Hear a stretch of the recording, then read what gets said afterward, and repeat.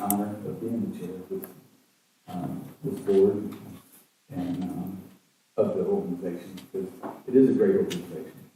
We have a lot to be proud of, lots of talent, and I'm going to be one of the biggest cheerleaders and talk about the things, the great things that we're doing. So I appreciate it. We actually attended the Kentucky Chamber meeting last night in Louisville. It was very entertaining. To hear about the governor candidates talking about things that they're going to be doing and kind of talking about each other, and it was entertaining. So that was good. And there's a lot of things going on in the workforce. Our names was brought up on several occasions, so that was a good thing. KCTCS, and not in vain. So that's good. And we're gonna have a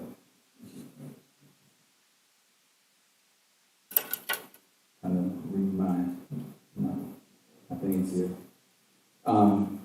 Chamber. Oh, one thing that I really want to do is I want to recognize a former chair, James Lee Stevens. If you don't mind, I would like to give you something.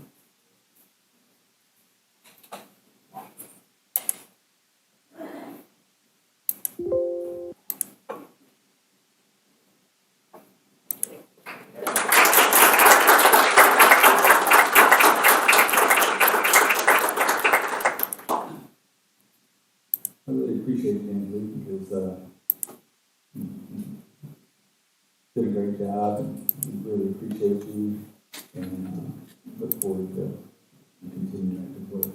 Well, I want to thank everybody. I hope that your tenure is More calm than mine was. But I want to thank all the Regents that supported our endeavor. This is a great institution, and I'm blessed to work with some great people, not only on the board, but systems office. And I want to thank all of you again for your support and effort. And I know Barry and Keith and Brianna will do a great job. So God bless each and every one of you, and thank you.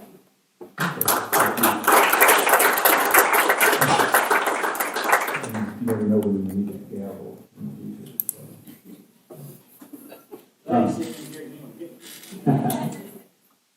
Well, I'll take that home and show it to my wife, and she'll probably hide it. But I want to thank each and every one of you. Thank you. Thank you. One of the first things that I did as chair, Dr. Ferguson was gracious enough to set up a time for me, a few minutes to talk to the PLT, and we had a really good conversation. Very good. Enjoyed the opportunity to talk to the presidents, and once again, try to be a cheerleader. And we went over the 12 initiatives, and it was very clear that everybody here is going to keep those 12 initiatives at the forefront, and we're going to stay on top of that. And this was not going to be one of those projects that has happened in the past.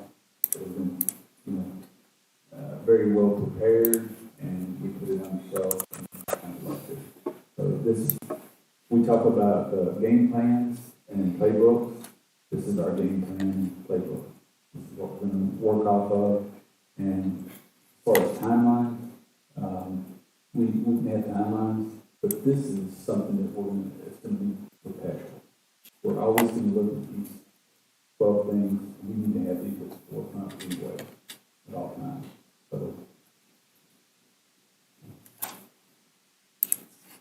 So with that being said, we'll go to the president's report. Thank you, Chair Martin. Before I get started, I would like to actually recognize our college presidents who are here. If you all can please stand. We have several of them. They're sitting over here to the left.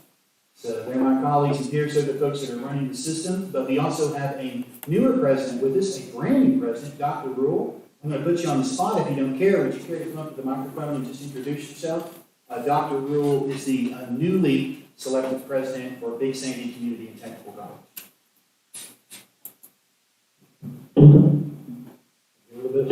same. Thank you, Dr. Ferguson. Board, I appreciate that. I am so excited to join the KCTCS at Big Sandy Community and Technical College. I saw nothing but good people at the college, excellent leadership, dedicated faculty, driven staff members who really want to see the best for that community in Eastern Kentucky.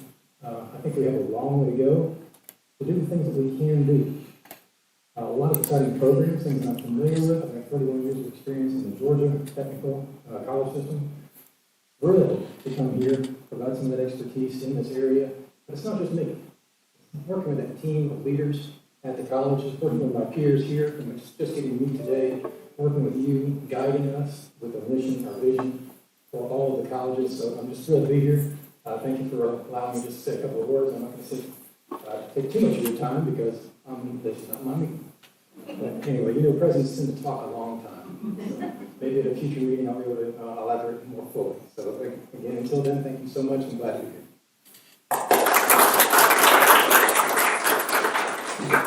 Thank you, Dr. Rule. I appreciate that. We look forward to working with you and seeing Big Sandy move forward.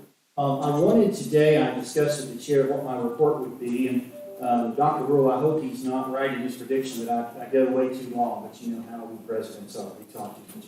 But what I wanted to focus on was really a follow-up from our last meeting in my report, and that are the Huron 12 opportunities. So I wanted to give the Regents an update of where we are already. So in just a matter of just a few months, we have already enacted doing a lot of things. A lot of that support moving towards on accomplishing these 12 opportunities or delving in deeper, looking for those efficiencies and, of course, effectiveness being led by our presidents. Many of them are here today. Some more will be here tomorrow. But in any event, being led by them and, of course, our fine staff here at the system office and the cabinet that works for the KCTCS president. One thing I decided to do once we left our meeting the last time is I realized we really needed to have what I'm calling opportunity champions for each one of these 12. So somebody is the coach, the point person, the pivotal leader for those. And so for each one of the 12 opportunities, we've selected that. And that, of course, is one of the cabinet members that will be working for the new president, and hopefully we'll get to choose next week. But opportunities, and I'm going to go over each one of them, but opportunities 1, 2, and 3 have been assigned to Buddy Combs and to Andy. I think Andy may be in here somewhere with us. He'll be here tomorrow. But in any event, Andy, they have those particular responsibilities. This is, of course, on your screen. You have it on board. Also, opportunities 4, 5, 6, and 7 are assigned to our acting chancellor, Dr. Renee Wagner. Opportunity 8 is assigned to Chief of Staff Hannah Rivera. Opportunity 9, also Buddy Combs. We don't seem to be giving Buddy enough work. If you haven't noticed. Opportunity 10 is, of course, in council, which is Pam Duncan. Opportunity 11 is Dr. Howes and Alicia Crouch, who works in Orca. She is an associate vice president. And opportunity 12 is Pam Duncan. And what I would like to do now, I'll try to go through as quickly as possible. Really, again, just wanted to give you an update. We are totally committed as a system, so not just the system office, to looking deeper into these opportunities. And if you remember, all of you know, most of you know, of course, except for our newer student regents, how we got to these and our engagement with Huron. But really it started with the ROC Committee and trying to look at efficiency and effectiveness. I have reminded people over and over again that efficiency and effectiveness are not necessarily the same thing, okay? There are certain things we're very effective at, and I was looking at Dr. Jackson and thinking this, in allied health, we are the largest provider of graduates in those fields in the state of Kentucky. We produce more folks entering in those fields in the state of Kentucky. But, so we're effective, right? But as far as efficiency-wise, it's not efficient. We lose millions of dollars every year delivering allied health programs because of the expenses there. We would never stop doing that because that would be in contrast of our mission and our vision. We will always do that. But, you have to be careful when you talk about those two terms. They're not necessarily interchangeable. And as we delve into each one of these different opportunities that we're focused on currently, although there are 47, remind everyone there's still more than 12, but the first 12 that we're focused on.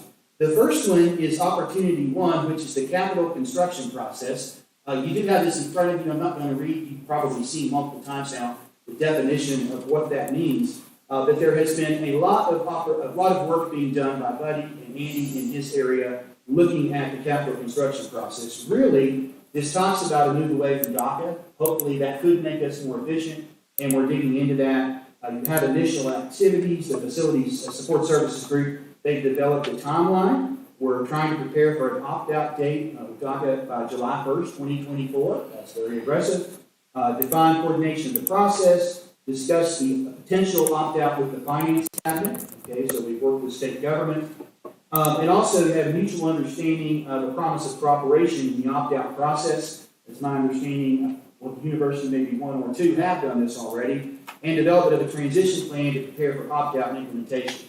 This has been a stumbling block for us in being, to the word, actually being efficient. And so this is something that we're focused on.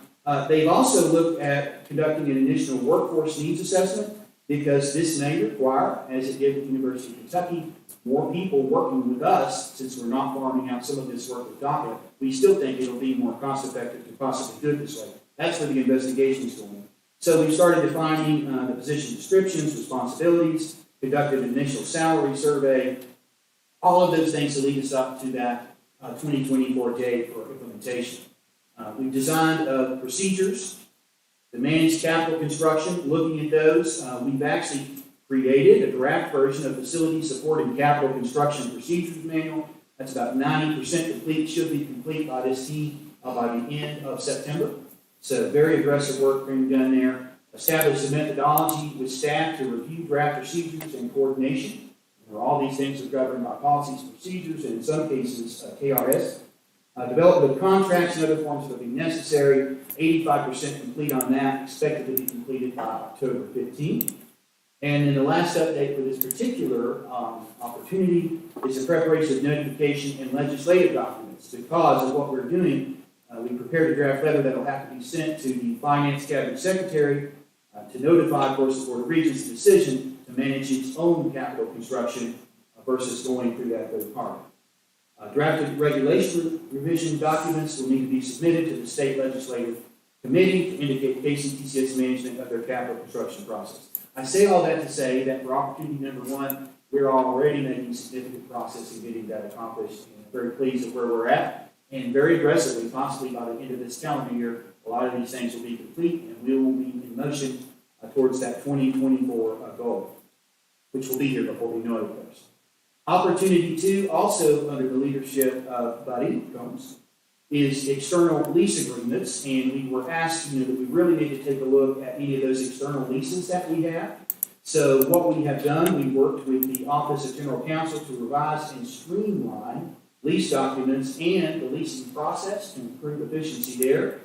Procedure revisions include, I won't, of course, read all this to you, creating a methodology for notifying the Finance Cabinet, which we have to do, establishment of formal processes for reviewing existing leases, and then developing criteria for review of justifications for continued external leases, which in some cases, that is necessary. Also working, of course, with our colleges, our college presidents, to look at lease space more aggressively to other agencies, okay, to enhance KCTCS's mission. We've worked with Hazard, Community Technical College, Dr. Linden, leasing space at Leeds campus there in Hazard, actually not in Hazard, but part of Hazard Community Technical College, to the Breathitt Area Technology Center. And also in this building that you're sitting in, we've had multiple conversations with Woodford County Schools on the possibility of a makerspace being located here within this facility. And looking at other options, of course, Dr. Feeney's not with us today for Bluegrass, but he has been a part of those conversations. Could it be possible to possibly be offering as an off-campus instructional site some classes in this building? Just making sure that we're maximizing the footprint. Since we have this building and we're in a lease that lasts quite a few more years, how we're going to use it. So we're looking at all those things. Opportunity three, which had a lot of interest, of course, in the Regents, is the substandard space management. So what does that mean? Identify buildings that stand to gain the most in redevelopment and potentially establish public-private partnership agreements. We are already moving in that way. First thing we're going to focus on is the disposition. So basically getting rid of buildings that should be demolished. Facilities Support Services has identified some of those at Hazard, Community and Technical College. Dr. Linden's been very busy back there. Jackson Hall, East Campus, we've asked a request for permission to demolish, and that's been sent to the Secretary of the Finance Cabinet. That's the process. In Hopkinsville, Dr. Young is back there with us today, but we're looking at greenhouses on the main campus, requested permission to demolish those, has been sent to the Secretary of the Finance Cabinet, and 2 facilities at the College Farm, a request for permission to demolish has also been sent to the Finance Cabinet. So, as you can imagine, there's a lot of bureaucracy involved in a lot of these decisions, but just in a matter of less than 90 days or so, we've already made significant progress on that, looking at space utilization. I do know that each of our presidents, including, of course, all those that are here today, it is one thing that is at the forefront of their mind, is looking at that footprint of what they have. Is it necessary? Is it necessary what needs to be there for access, which is important, that's why we were created, and also is it necessary for optimal instructional delivery. So are these the facilities that we need? They're looking at those things. The second bullet point under opportunity 3 is the disposition of buildings, identify property that no longer fit with our college's master plan and that may possibly need to be leased, sold, or transferred to another entity. And so I do have announcements of things that have already happened in less than 90 days. Big Sandy Community and Technical College, and Dr. Rule, I may be learning this for the first time, but in any event, we've identified that the Hager Hill campus is no longer needed. We reviewed the property with a potential buyer already, but that was not successful. So we're continuing to work on trying to find a potential buyer. Keep in mind, currently, as the law is written, if we sell a property, we do not necessarily keep the proceeds unless there has been a special exemption. Typically, it's been done in a budget bill. I had one of those once. I know that Gateway did once. But right now, under the Better administration, that changed. And so you sell a property, you give the money to the state. And so we're trying to work through that as well because we would like to see those monies come back to the colleges to be reinvested, right? Be reinvested in existing infrastructure and in buildings that are there because we essentially get very little for asset preservation. So that's happening at Big Sandy. Another one I wanted to share was Hazard Community and Technical College, the Knott County campus. We received permission from the Secretary of Finance Cabinet to donate the School of Craft building to the current nonprofit tenant. You're probably aware of the School of Craft, many of you are, so we will no longer be responsible for that building. And that will help with expenditures, more than the lease that we require from this location. We received permission from the Secretary of Finance Cabinet to return the air rights to the Opportunity Center to the Knott County Fiscal Court and Hyman Settlement School. This also relieves Hazard of expenditures at this location for a building that they no longer need. There's more. Okay, there's much more. Hopkinsville, I talked a little bit about community college, the farm, waiting on the college to determine whether or not they want to sell that property or utilize the property to expand their agriculture program. And so we're making a decision on where that one will go. Jefferson Community and Technical College, the 106 East Broadway location there in Louisville. The property is being auctioned by sealed bid, and a request for bids is currently being advertised. So we're going to liquidate this property. Somerset Community College, the McCreary Center, selling 2.5 acres to the University of Kentucky to support cooperative education and ongoing collaboration there. So that's happening. And then for Southeast Community and Technical College, Dr. Adams, I think you may be online. In any event, we're working there. The Southeast Community and Technical College, the Cumberland High School and associated acreage. We conducted a feasibility study already to determine if this property would be of use to the college and could be renovated to support that purpose, and it was determined that it would not be a benefit. So we are now in the appraisal process for the purpose of selling this property. So I hope that you're pleased in seeing that as far as asset preservation. Keep in mind, about 90 days since the last time we were together, and all of these things have already happened. Much more is going to happen. And one's even at my local college. I'm going to go from 3 campuses to 2. But that's going to take about a year to do that, and I'll have some property that hopefully I can sell and reinvest back into the college.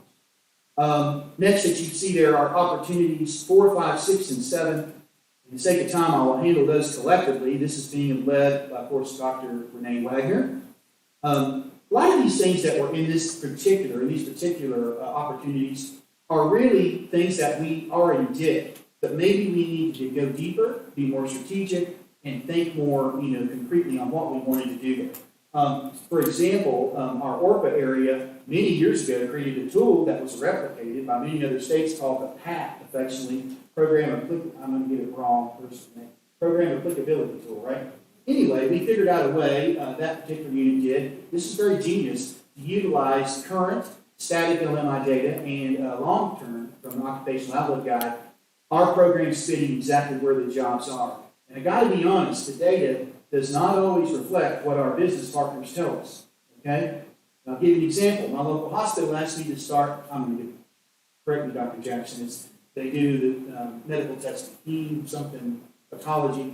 Anyway, they asked me to start a program. I say, yes, we'll start a program. So we go down the road and we look, and eventually they get to the point and say they hire 2 people every 5 years. Can we start a program? No, we're not going to start a program because unfortunately, it's just not possible to do that. So there's a lot of decisions, and some of these things, like I said, I think these particular opportunities are more about refinement and making sure that we're being as strategic as we need to be and having the right programs to meet the needs. And of course, that is our vision for business and industry. The first one, opportunity 4, is around faculty credit hour production. This has been something that we've actually been looking at for quite some time. I won't read the definition for that one. Opportunity 5, program offerings and enrollment, which is what I was just alluding to. I mean, do we have the right programs? How does that support our enrollment goals? Opportunity 6 is a program inventory management. You're going to hear later in this meeting. Actually, I think that may be tomorrow. Hope I'm right. But anyway, Dr. Wagner will be bringing to you, programs that will be closed, all those sorts of things. It's an ongoing thing that we do, looking at that. And then number 7, which are section enrollments. Enrollment is a critical concern from us. I know you see in my weekly reports, we're pretty strong right now. I also watch it nationally. That's not true everywhere. There is a great malaise out there of the value of college education. This is nationally, not just Kentucky. And so there's a lot of concerns. And so enrollments, which are critical, we also know the data tells us as we get out to 2024, 2025, we will hit a cliff where the number of students graduating from our high schools drastically increases. And for many of us, we will not see that really go up for the rest of our careers. So that is just where we are when you look at the population of what's there. It was interesting last night in that, you can correct me, Chair Martin, I'm not sure if it was the governor or his opponent that literally talked about how Tennessee, at one point, we were equal in population. We are no longer equal in population. They are much greater than us. So the population and those components really impact a lot of things like enrollment. So the status report, the Chancellor's Office, led of course by Dr. Wagner, they've been working directly with Huron on academic program optimization, and they're creating a plan. This work stream is, a lot of components here, and that includes an initial kickoff, individual meetings with each college, a series of workshops. They had an initial meeting with the Chief Academic Officers, that's the CAO group, and that was held on Friday, September 8th, as we start looking at all these opportunities. As you can imagine, each one of these are more individualized decisions and things that have to be made at the college level. Each of the colleges have different service areas, different industry sectors that they actually support. So those are things to all consider. That happened, and then they're also starting, well, actually it's already started, September 15th through October 6th. Huron staff and the Chancellor will meet with each individual college to review individual data on programs, on alignment, discuss utilization of the model, and then assign next steps. So very soon, within a matter of a month or so, they will have actions they'll have to be taken in each individual college to look at us, maximizing these opportunities. Also, Huron is going to host a series of 4 workshops around each of these areas of opportunities that will be taking place in September, late September, and into November of 2023. So a lot of work happening in the Chancellor's Office on those particular opportunities. Opportunity 8. This one also had a lot of interest from our regions, particularly when we work together with Huron to land on this. What does this mean? And it really means, spans and layers. The definition of that is a priority falls within the administrative and organizational design of our institutions. So what does that mean? Spans and layers of supervisory responsibilities. Do the right people, are they supervising people or are they not, even though they have a title of director or manager? And so those are all the things that we're looking at. This is being reviewed, has been titled the Huron Administrative Activity Study. I know you all needed one more acronym to add to your list, and so we're giving you one, the Huron Administrative Activity Study. If you haven't seen it, we actually do have this Bible of acronyms. Of all these things. Kelly just smiled, so she may need to see that. In any event, that particular, the Haas team, internal workstream has been identified. Hannah Rivera is actually going to lead that up for us, trying to spread out the workload amongst the cabinet.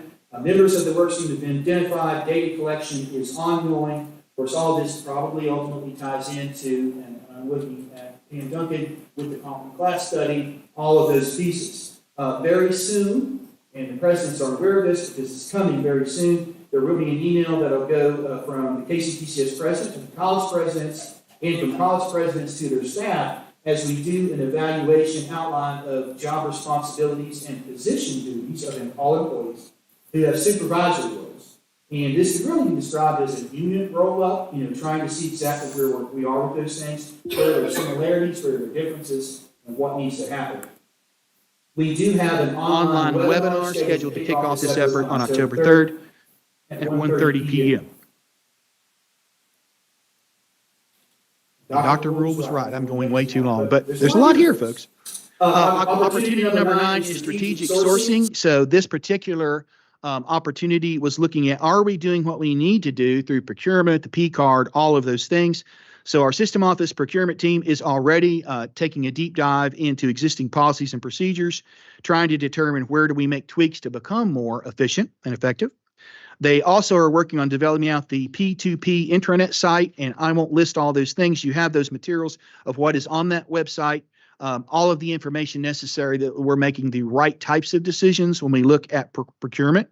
We're also looking at maybe taking an additional step into an e-procurement platform to make this less of a paper process, which it is in some ways, and most of you would agree that would probably be a much more efficient thing to do.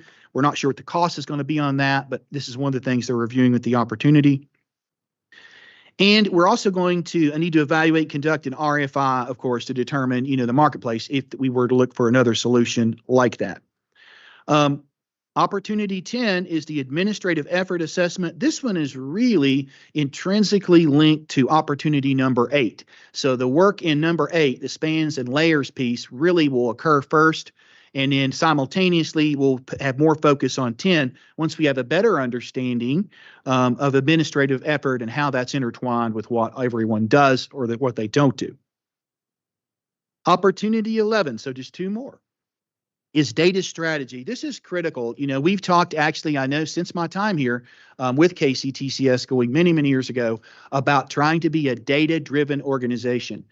We are very sophisticated, having worked in another system where there was no data basically. And I know others, as I have friends who are in other systems, we are very sophisticated as we are, but we're going to get better. And so I won't go through the list, but the ORPA office is looking at a lot of things, our data governance framework, doing an environmental data scan, data quality management, data governance. We're looking at all of those things to try to ensure that we have the right data to make the right decisions at the right time. And Dr. Chris Howes, who runs Technology Solution, and Associate Vice President Alicia Crouch is leading up this effort because this is particularly in her area. The initial focus is we really want to establish a better data governance committee. So charge and scope so that we have more people being able to access the data, understand where that data is, how we might use it. And then completing an environmental scan of data all across all systems and integration. I'm sure you've realized from those who've been on the board for some time, we're a very complex organization, okay? Very complex. No different than probably Mr. Cox's organization, very complex. Very complex. I won't even try to compare us to healthcare. I won't go there. But in any event, there is just a lot of things we need to look at in regards to data. But that work has already started, and I think we have a good team being led by Dr. Howes and Alicia to make sure that that happens. The last one is the Project Management Office. This was a direct, not necessarily a recommendation, but an opportunity pointed out by Huron in talking. And I have talked to a couple of my peers, particularly the chancellors in Alabama, also in Louisiana. They all operate a project management office.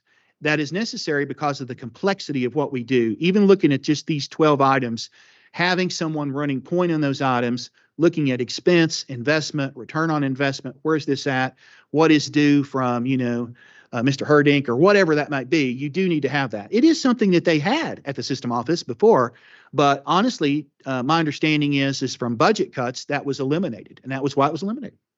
You got to keep in mind, we went 14 years straight with budget cuts every year. And so there's a lot of things that you have to keep in mind why that happened. So we are looking at that. Really, this would be one position, which is a project manager position.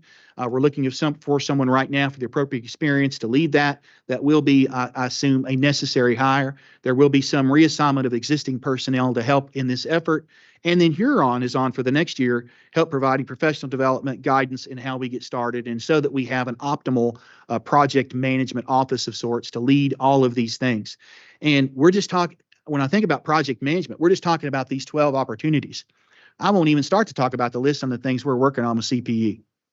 Okay, just that one entity. So managing these projects is critical if we want to do it efficiently, effectively, and also to ensure that there isn't any cross misalignment. You know what I'm saying? It's like you have one group working on this, another group working on that. This way, we're able to ensure that there is alignment across all of those particular things. And so I will pause if there's any questions on where we're at. I hope that the Regents are comfortable that we are making progress. We're not sitting back, and to Chair Martin's point, we're taking this very seriously. One last thing I'll add about these opportunities, we're just in, which in a moment I'll give an update on our strategic plan. We'll be more brief, I hope. But in any event, I'll give an update on where we are with our strategic plan, which is part of your statutory responsibilities. But in any event, we have, as you know, an action plan, right? So there's a 2-year action plan, and we're just in the first year of our strategic plan. We're already looking at what the action plan will be for year 3 and 4 of the strategic plan. And guess what? These 12 opportunities and possibly more of the 47 will be integrated into that action plan. And that was a very intentional thing to make sure we're not just working on a strategic plan, but we've also got the Huron opportunities, and then only heaven knows what might come out of Senate Joint Resolution 98. So all those things are going to happen. But I'll pause for a second, Chair, if there's any questions about that before I talk about the strategic plan. Chair Martin. Okay. If I could make a comment, Dr. Ferguson, thank you. I think really going granular with this information is extremely important to our stakeholders, whether they be legislator, board members, faculty, staff, students, because 90 days ago, the PLT and the board left here with great energy and optimism. And what I'm hearing today is action with the timeline that's putting us in the right direction. And I would just ask that, as you go through these processes and there are things that become unnecessary, that within the system there is leadership to identify that and address it. Because I know we identified things for a purpose, but sometimes you come across things that just aren't necessary. And so I'm assuming that's all part of this process as well. It is, Karen. One of the tenets I'm a big fan of, many of you are probably aware of, the stop, start, and continue, exercise. But even when I'm talking to legislators, and if they complain, I say, well, what is it you would like us to stop, start, or continue? And I do get some feedback, and some of them is kind of looking at me like, well, I don't know. I just know you need to do better. That's sometimes what I get. But yeah, that'll be a part of the process. And that's why I wanted to make sure Regent Fine, when I talked about this, they were always presented to us from Huron as opportunities. We may go down one of these roads. For example, the first one I talk about, and just based off the law, it may not be possible for us to get away from DACA. I think we're going to get there. But those are some of the things we're going to have to look at. And we may discover there may be a better way to get some of these things done than what was even suggested by Huron. So it's a lot of work. It's good work. And actually, it's sort of refreshing that we are really focused on continuous improvement. This wasn't a report. This is going to stick on a shelf and we never talk about it again. It is not that at all. And I know with my colleagues, they're sitting over here to my left, they're thinking about these things every day. We talk about them often, and just want to move forward with it. Yeah. Thank you. Thank you. Dr. Jackson? Yeah, I had a quick question. Thank you for the report as well. And back on page 3, I think it is here, and I will just use this as an example for your comment when you first started, Dr. Ferguson, about efficiency and effectiveness not necessarily being synonymous. Right. And for example, with Hager Hill campus, it says is no longer needed. I'm not really sure right now what all is in that space. It's moved around quite a bit.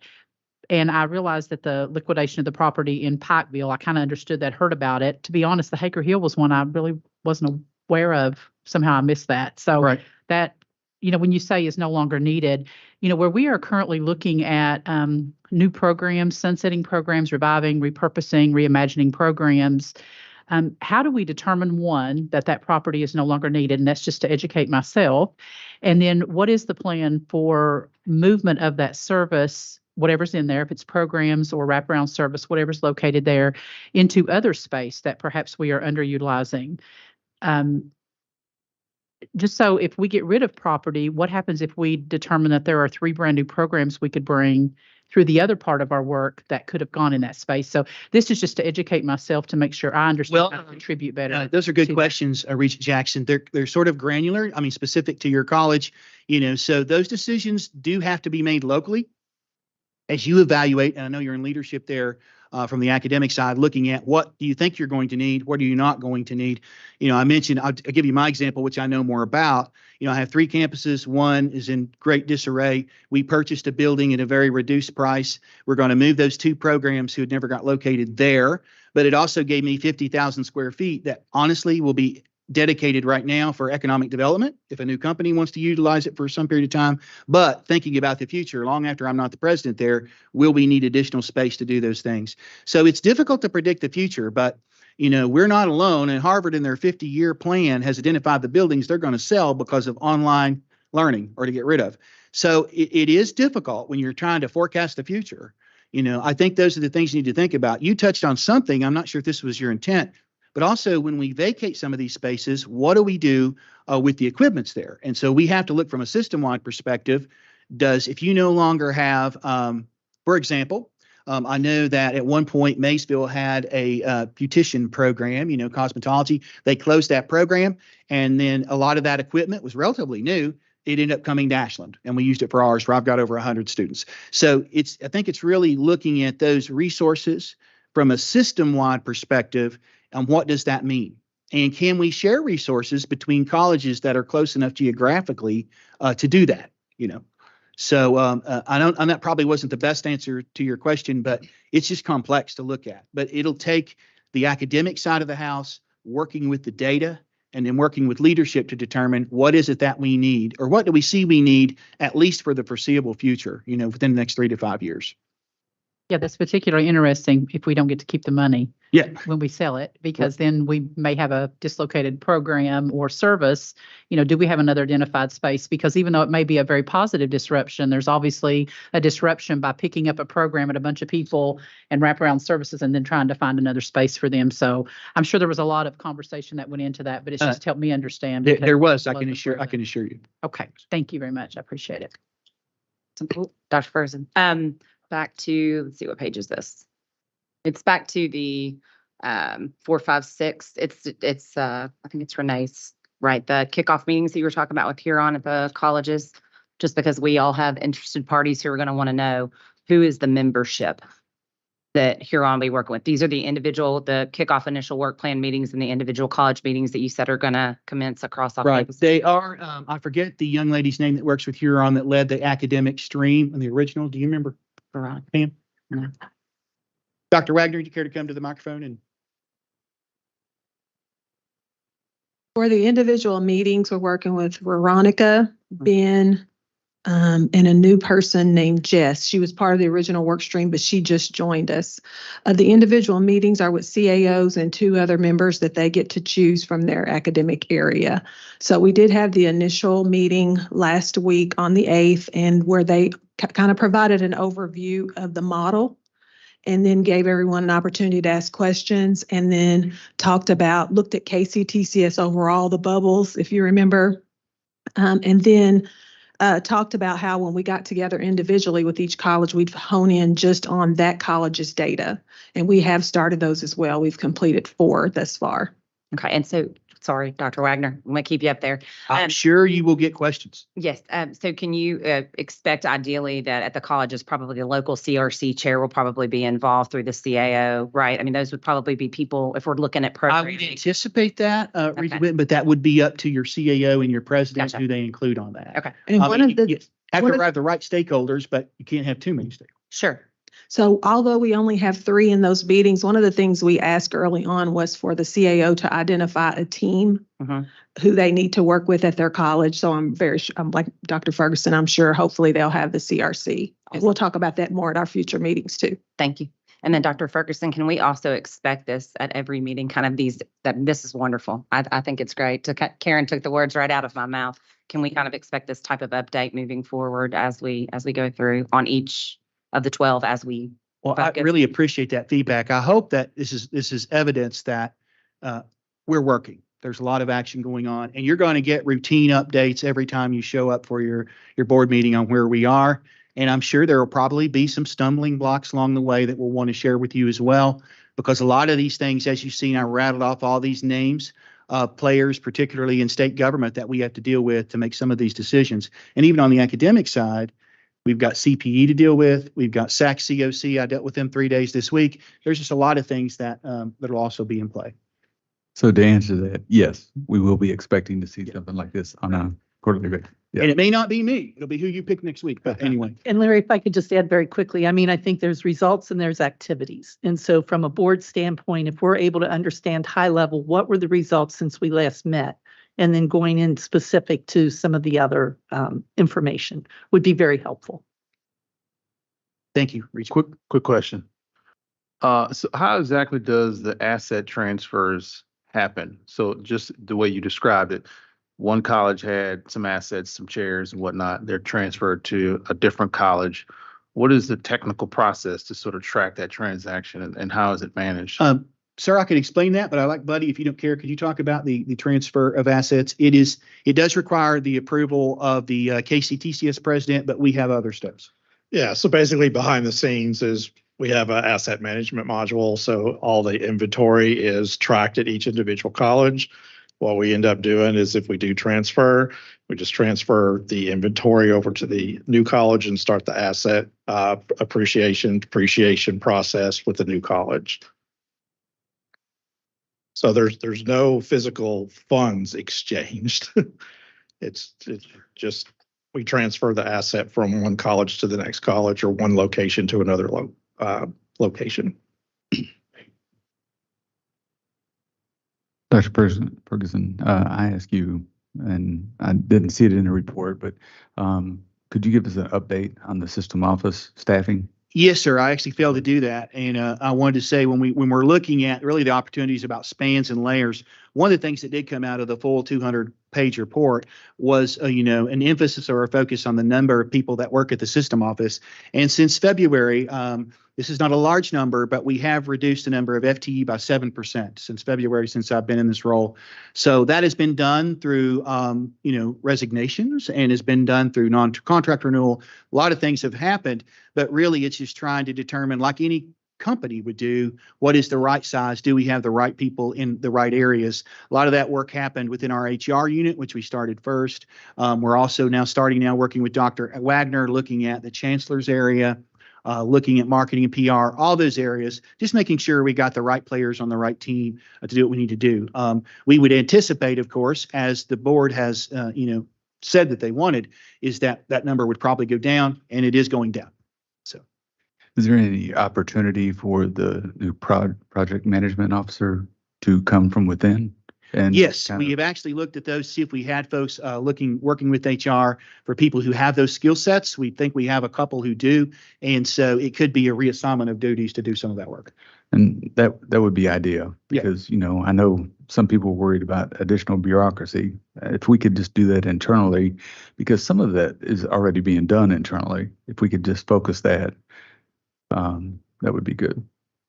I would say, sir, that one thing, just so that the board is aware, if you remember that one slide that Huron shared with us, and they gave us the comparative systems, and they gave us an average number of employees there. But keep in mind, it really is about context. For one thing, the system office here is involved in supporting financial aid. They do all payroll. The things we do in technology solutions, I could never pay for. I'm sure Mr. Herding would agree with me. At my local college, I couldn't do the necessary things for cybersecurity if I had to hire those people. And I would have to hire 2 or 3 just for my college. So all of those things, help support the number of why there are the number of people there are at the system office. So it gets us some difficult work looking at what that should be. So I would hope that no one would ever give you a number and say, we're going to go to 150 or we're going to go to 175. That's not smart business thinking, because it's what is the number that you need to support these 16 colleges based on the functionality of what those people are doing. That's where opportunity number 8, which is getting into spans and layers, looking at job responsibilities. What are you actually doing? What is your body of work? So that we better understand what it is that we need. And that is definitely, we understand that from a board's perspective. The only thing that we are really concerned about was, the kind of spike of office staff in the last probably 3 years. So we're kind of looking for, we're not trying to give a magical number of what we're looking for. We're just wanting to have a review and the need for some kind of reduction. Yes, sir. Is that everybody's understanding on the board's perspective? Okay. I do have a little more. I'm sorry. If we can, we're going to go now. Keith, we're going to talk about the strategic plan.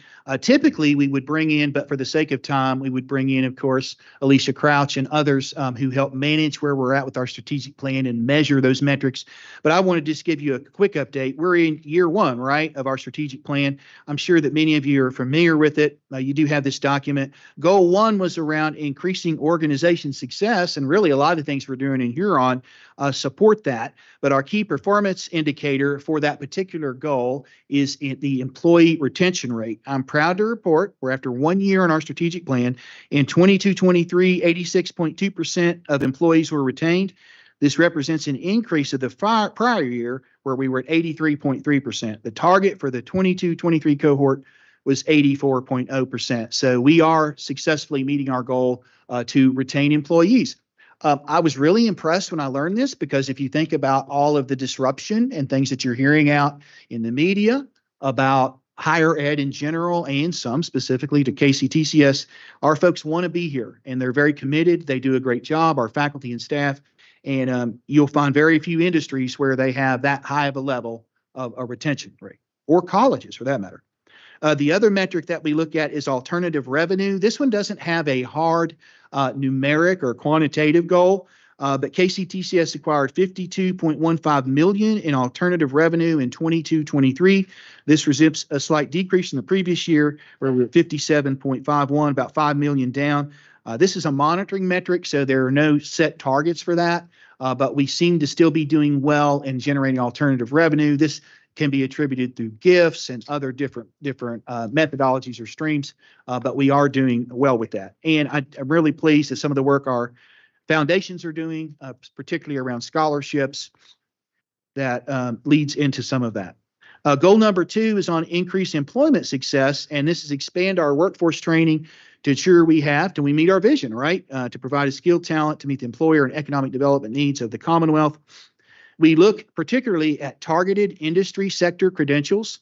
Some of you may not know, we get a lot of criticism these days. Do you know who started looking at things from the industry sector perspective? That would be KCTCS. We started that well over a decade ago. Actually, at that time, that governor asked us to hold off for a little while because he was trying to align the rest of government looking at industry sectors. We started it. We started the work using a tool that's still out there, different name, called Burning Glass. But in any event, we started that work. Our progress in 22-23, 32,486 credentials were awarded in the targeted industry sectors. This represents an increase in the prior year of 30,348. The target for 2022-23 cohort was 30,230. So we are well on track of meeting that goal in providing credentials in Kentucky's key industry sectors. The next metric under that particular goal was post-KCTCS outcomes. So particularly, what happens, once they are out of KCTCS. What we saw in 22-23 was a positive outcome was documented for 73.1% of graduates. This represents an increase from the prior year of 70.6%. The target for 22-23 was 71.7%. So we really are showing success of our students once they actually either go into work or do something on a different level. The last goal is increase learner success, and the first one is something we've already talked some about today, and that is enrollment. Critical for us to grow enrollment to be sustainable. And so in 22-23, total enrollment for credit was 101,127. This represents an increase of the prior year, 94,272. The target for 22-23 was 95,368. So we are meeting that goal. And this is, if you look at things nationally, this is, we're very pleased. There are lots of states, a lot of my peers at other colleges across the country, different systems, they're not seeing that enrollment growth. And they struggle, some states do, as we do, with workforce participation, which seems to have a correlation to the college going rate as well. So those are things that they're struggling with. The other objective, the other performance indicator was the 2-year persistence rate. Think of your retention rate, 22-23, 62.9% of the students persisted. And this represents an increase in the prior year of 61.3. The target was 62.0. So I say all of that to say, we will come to you periodically, and I'm sure that the next time Alicia will probably be here to provide a better update than I've just provided you. But I really wanted to give you, let's take a look. We're year 1 in the strategic plan. It appears that we are on track to meet all of these metrics, some of them very difficult, and just wanted the Regents to be aware that that is where we are currently with our strategic plan. Any questions? Yes, sir. On the retention rate, is that just full-time employees? Yes. Just, okay, doesn't include adjuncts or part-time? Yes, a little different when you start looking at, matter of fact, it does look at, this, if you look there, Joe, under the first goal, objective 1, it does look at full-time primarily, but we also look at part-time status, the employment band, IPEDS classification. It's broken out by all those different categories. That's how we get to that number. That was a difficult one when we first set this plan to determine how you're going to measure it. And there's not a lot of benchmark data because, to be honest, higher education hasn't typically even looked at the retention of its employees. And so there's not a lot of benchmark data to go by. Any other questions for Dr. Ferguson? Okay. Thank you. One thing, we're going to take a break, but one thing I want to remind everybody of is next Thursday is a very important day for us. That we will be interviewing 3 candidates for the president's job. So if you can be here, make sure you're here. If not, we have teams set up where you can be part of the interview process.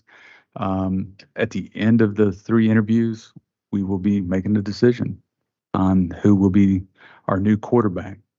So very important. And we also need to, somewhere along the line, talk about a transition team and have that place. I'm sure Dr. Ferguson's been thinking about that.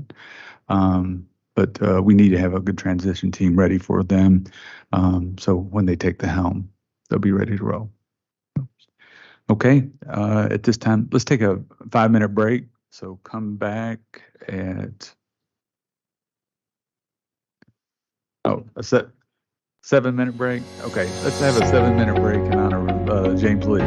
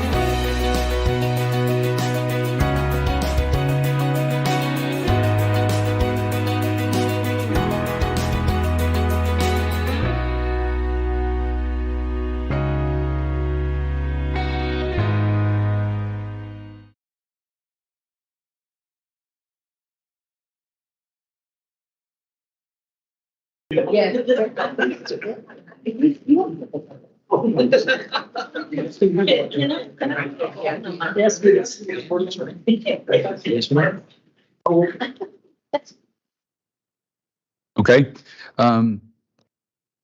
Acting Chancellor Wagner, you are now up. Thank you. So for the benefit of my new I regents, think you need to turn your mic on. on green. Is it on? Good afternoon. Can you hear me now? So thank you. For the benefit of my new regents, I want to make sure you understand our area.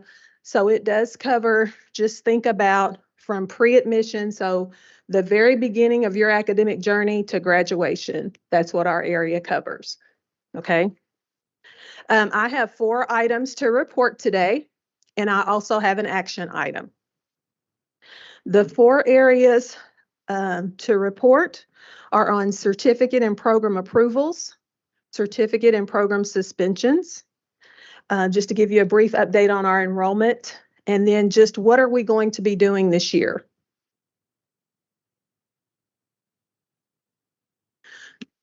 So with our program management, we have a very robust process.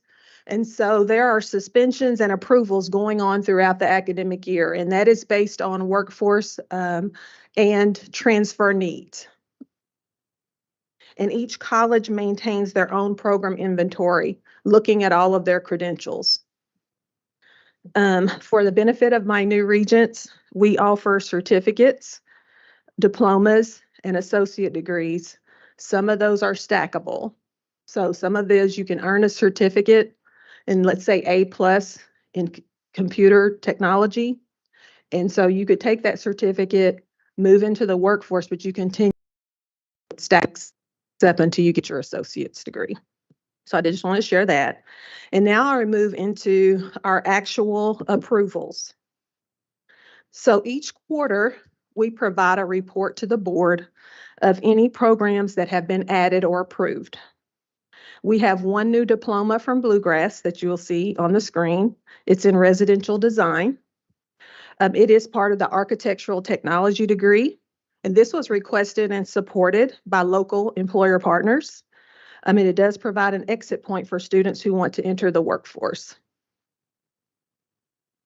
We also have a list of 23 certificates that you will see in onboard from our colleges, and those were also approved. So we wanted to share those with you. In terms of suspension, usually there are a couple of reasons for suspension. Examples are low enrollment, program no longer marketable in that service region. And so there are 7 colleges who did request to suspend programs. And you'll see those both in your documents and on the screen. Our total suspensions from January to June is 33. And then in the entire academic year last year, we had a total of 84 suspensions.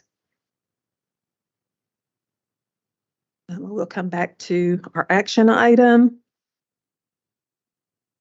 Next up, I wanted to give you an update on our enrollment. We are so excited because we saw an increase over last fall of 22. We have a 7% increase in overall head count, a 7.8 increase in new enrollment. Tuition and fee revenue is up 6.9% for a total of $7.2 million. And we do have both head count and FTE increases in all of our targeted sectors. Finally, I wanted to just share with you, what are we working on this year? You got to hear from Dr. Ferguson about our academic programming optimization work with Huron. We continue with our KCTCS online learning assessment that you heard quite a bit about last year. I will have a larger report for you in December about the progress, but it does still continue. One of the things, we are working directly with the Department of Corrections to engage back with them to restart our prison education programs. And we were very active with them prior to the pandemic. And then when everything shut down, you could not get into the prisons. So Maysville is already up and running. We have 3 colleges that will soon be ready to submit an MOU. And then we are working with all of the other colleges that have facilities in their service areas to help them move along in the process. There are other things we're working on collaboratively with some of the other areas. I'm sure you've heard a lot about artificial intelligence. We had a small work group that worked from April to August to provide faculty with items for syllabi and start thinking about development opportunities. But AI is massive and it's new. So we do know that this year we need to work with technology solutions, all other areas to work on this. So that is on our agenda. Dr. Chris Howes will talk more about our learning management system opportunity. We use Blackboard, but it is up for renewal. So we have RFP process going on this year. And then student management life cycle, because efficiency is the word of the day. We just want to take a look at all of the different technologies that we use for students and just take a look at that as well and see if we need to do an RFP process for that. That concludes my report. Does anyone have any questions before I move on to my action item? I have one quick question, Dr. Wagner, and that is on the beginning of your slides, again, for my knowledge, when you talk about looking for relevancy of these programs, do we as a system have a policy or process in writing that indicates how cyclical those need to be? And I say that because, you know, I've asked this question multiple times at my college. How often do we look at our programs? How often do we align them with the market analysis to see how we need to go forward? And I really can't uncover a specific written process or cycle for that. But it seems that as a system, we probably should have something in writing that says every 3 to 5 years, here is the template that you look at to determine if your programs are there. And it may exist. I just have never. Well, Dr. Jackson, that's an interesting question. You know, many of the colleges have differing processes. In Ashland, we do an annual review. We do a 3-year review. They're peer reviewed, so other faculty actually look at those program evaluations. But we have just initiated the CPE. They used to require program reviews. I don't know their reasoning. They just stopped for a period of several years. They have instituted now a much more rigorous process. And so whether a college has a local process or not, or whether KCTCS does, they will be forced to go through a review process with CPE that will take in LMI data and all those components. And to be the lucky recipients of all the healthcare program reviews that will occur between now and March. So we're going to have an interesting fall and early spring. But I don't know. I think some of those things that we've talked about streamlining process and kind of getting that consistency across colleges to ensure that continuity and similarity, you know, this seems like a really good opportunity to use that data.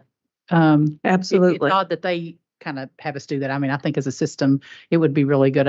We had that ourselves. Yes, so as Dr. Ferguson indicated, there is going to be a restart with CPE, and we will have a pilot this fall with, I think it's health information management. Is that the one you indicated? To get us started off, and they're going to do it in sectors. So they're going to do all the healthcare and then do the rotation and keep moving through.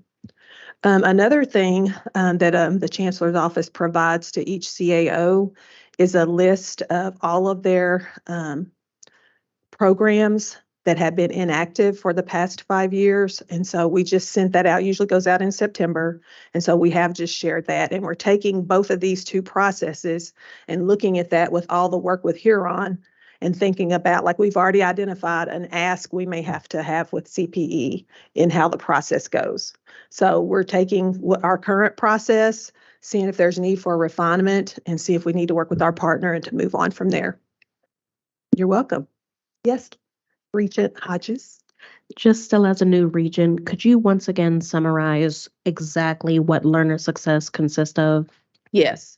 So our student services, so think financial aid, admissions, advising, all the things that get you started into your classes, and then all of the academics. So academic advising, tutoring, your teachers, the faculty. We also have our research arm in our area. Just think start to finish. Good question. So Chair Martin, if I may present my action item. You sure may. Thank you. Very excited to and honored to present to you our graduates with credentials and recommend ratification from the board. You have a copy of the KCTCS candidates for credentials from April 7th to July 13th, 2023. And that is in your onboard materials.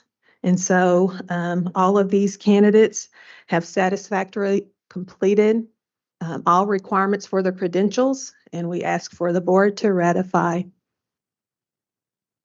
I make a motion that we ratify the KCTCS colleges candidates for credentials as requested. Second. And we used to do this for our student regents. We used to do this by consensus, but we determined that if students really are at the forefront of what we do, that we would like every member of the Board of Regents to go on record as actually having voted yes on this. And usually it's a yes vote. So I will be calling a roll call here. Chair Martin. Yes. Vice Chair Hamilton. Regent Whitten. Secretary Whitten. Yes, and I'd like to add that there's 2 Regents' children that we're also ratifying. And Yours and mine. So very good, and congratulations. Regent Cox, Yes. Regent Finan, Yes. Regent Girdler, Aye. Regent Green, Yes. Regent Herding, Yes. Regent Hodges, Yes. Regent Jackson, Yes. Regent Martin. I'm sorry, I got absent exactly in that moment. And I don't know exactly what I'm saying yes. So you are saying yes to all of your co-students who are now going to be graduates of the Kentucky Community and Technical College System. Yes. All right. Regent Rabinowitz Yes. and Regent Stevens. Yes. All right, the vote is unanimous. The motion carries. Yay, students. Thank you. Thank you, Chair Martin and the board. This concludes my report. Thank you, Dr. Wagner. Appreciate it. Okay, the next agenda item is increase employment success and an update on workforce and economic development initiatives. Vice President Jesse Shook.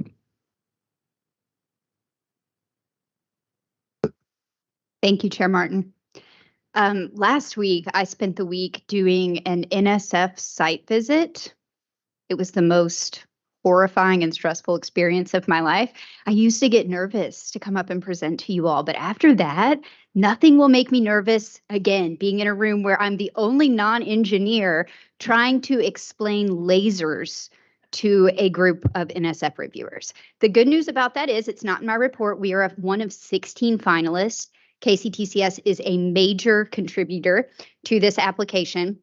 There were multiple applications across the country for their new NSF Engine grant program, and we are in the running for $160 million to advance additive manufacturing. And there's amazing work happening right now with faculty member Eric Woolridge out of Somerset Community College to increase access to our K through 12 students and create a pipeline introducing them to additive manufacturing. So everyone keep your fingers crossed that we get that. In today's report, I'll be brief as well, unless you all have questions. And we are going to start with what I'll call a hype video from our announcement for the Education First Employer Initiative. The last time I spoke to you all about this initiative, we did not have an announcement date locked in. We had that announcement at the Capitol. There were a few regents present. Thank you both so much for being there that day. It really meant a lot. Chair Martin, thank you for your commitment as well as an Education First employer. It's my understanding that the governor spoke about this program again last night at the Kentucky Chamber Dinner. This is a huge, huge win for us. And we are going to share the video in the next slide and show you all what that event was like.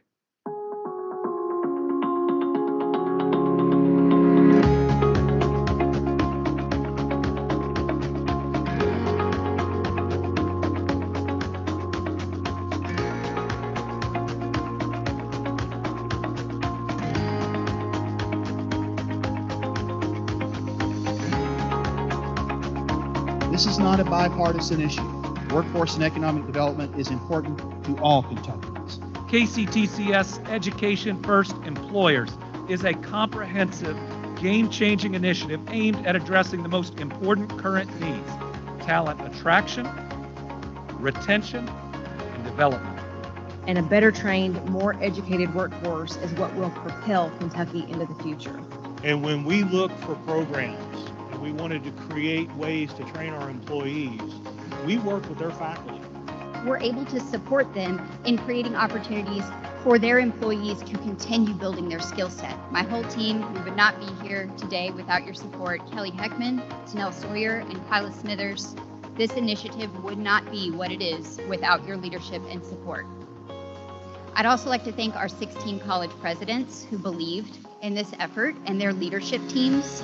For us, it's about not just being able to deepen the relationship that we have with the KCTCS system, but it's also about being able to really allow students to find their potential and find what it is that they are passionate about. I think the staff at KCTCS and all the colleges is doing a great job. You know, workforce development. When you say those words, it used to be just a word game. Workforce development is truly what we are doing now at KCTCS.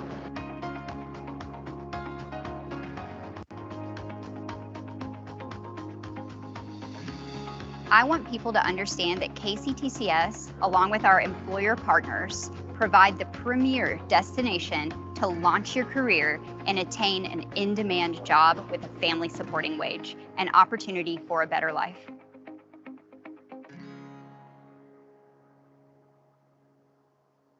I didn't make the video.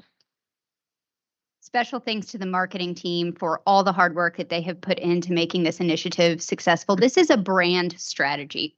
So our marketing team, their leadership and their vision for this is truly what's going to make this scalable and sustainable. In our current workforce or work-based learning offerings that we have available for students, it's difficult to get the word out, right? Most students don't know, most career changers don't know that they have the option to earn and learn simultaneously. We've always used the tagline, college or career. And so with Education First Employers, we are stepping up saying, here at KCTCS, you can do both successfully, simultaneously. So we launched with just under 50 companies. We're very excited about the media coverage that we received that day. We've had several companies reach out, nationwide companies, nationwide tech companies that pay really high above family supporting wages. We know that our CIT students often struggle because a lot of IT employers are looking for 3 to 5 years of experience. If we can bring this employer alone on, we're going to be in really good shape with connecting some of those students with experiences that allow them to build those few years of experience and get their foot in the door with a major IT company, an IT company that you all probably own a product from. So this has been very exciting for us to see the buzz around this event. And more exciting news, just last week, the Aspen Institute reached out to me. I had a meeting with one of their program managers yesterday, and she stated that this is the most strategic and deliberate statewide effort to link educational benefits with employers to a system that she has seen nationwide. She told me that we better be prepared because other states and other systems are going to be beating down our doors trying to figure out how we built the infrastructure for this initiative. But the work is not done. We've set the framework. We're working with the colleges. We're working with their teams. We've had 16 launch meetings in 3 days. Everybody's exhausted. One of my team members forgot to put gas in her car this morning. We're working hard, but so are the college teams, right? They respond at quick turnaround. We're going to sit down. We're going to meet with you. We're going to understand the options for the student intake process. We're going to figure out how it works with the resources and the procedures that we currently have in place at the colleges. And we're going to make sure when a prospective student or a current student raises their hand, we're connecting them to the employer, we're connecting them to enrollment services, we're getting them the wraparound support that they need, and we're getting them in a stable position to pursue their education at an employer who values that. So this has been extremely exciting. I cannot wait to see what the update will look like for you all in December.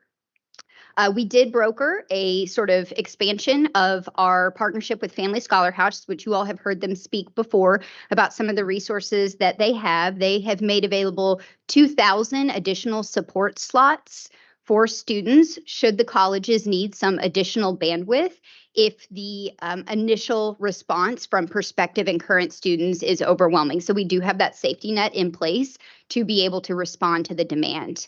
So the next time I meet with you all, I am hoping that I'm able to say we've brought on another 25 employers. We're planning for our orientation with those companies. We'll have a very deliberate data collection mechanism to track the placement of these students at our EFE companies, as well as the retention. So this will be first of its kind data in being able to demonstrate a concrete ROI for our company partners for one specific initiative. But my goal is over the next 3 to 5 years, we're looking at other ways that companies are partnering with us strategically for mutually beneficial goals and trying to put the same data mechanisms in place so that we can tell a company, when you sign up to work with us on this type of project, here's what your return on investment will look like, because numbers speak.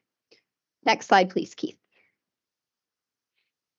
So on that note, as you all know, we've been embarking on a very heavy lift to map all of our employer partnerships across the system. The last time I spoke to you, I told you how we had to kind of philosophically consider what we meant by partnership, because when we initially asked for relationships, we received thousands of contacts from employers, and many of them, they're important, right? But they may be more transactional in nature. Companies who are hiring our students, coming to hiring fairs, that's all very important. But what we want are deep, meaningful partnerships with mutually articulated goals.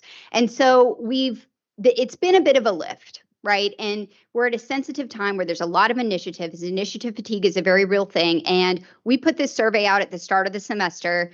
We have had about half of the colleges submit their responses, but we're trying to kind of slow track this to not overwhelm folks, because this is not as simple as responding to a survey. This is sitting down with faculty across departments, across divisions, and really looking at who are you working with and how are you working with them. I don't know of a single other educational institution that has this type of data, but we are making good progress here.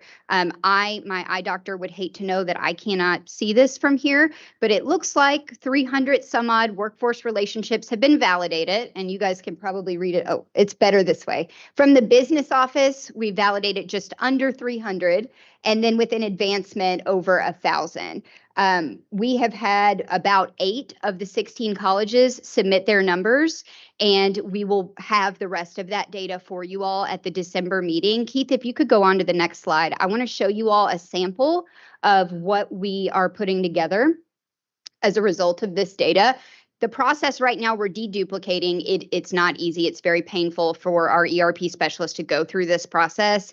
And we are identifying the overlap. We'll be able to provide colleges with these reports on a quarterly basis so that they can see if, for example, someone in the healthcare space is partnered with a company who is also partnered with our business teams, right? Who might also be working on customized training. We've not had a mechanism to aggregate that data in the past. And so Keith, now if you go on to the next one, this is an example of what that report will look like. And so what we're seeing, and this is really exciting because this is actionable data, is that many of these companies, as we assumed, have multiple touch points within a variety of departments, and even within those departments with a variety of faculty and staff. And what we've found so far in the colleges that are reporting, many of these companies meet all of the qualifiers that we set for education first employers. So we know exactly who we're going to be reaching out to next to say, you may not know, but you're already doing all of these things, right? So this is giving us actionable data on what the depth of each of these partnerships looks like and how we can deepen that partnership even further. Next slide, please. Thank you.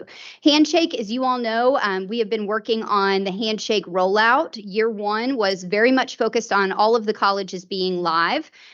We have continued to add employers on Handshake and continued to add students on Handshake. We also hosted an employment success webinar for all of the system. It was recorded so that faculty and staff who could not attend could go back and watch it. We had very good attendance, and we've had some faculty reach out since that webinar and say, thank you so much. I had no idea that we were doing these things related to employment success.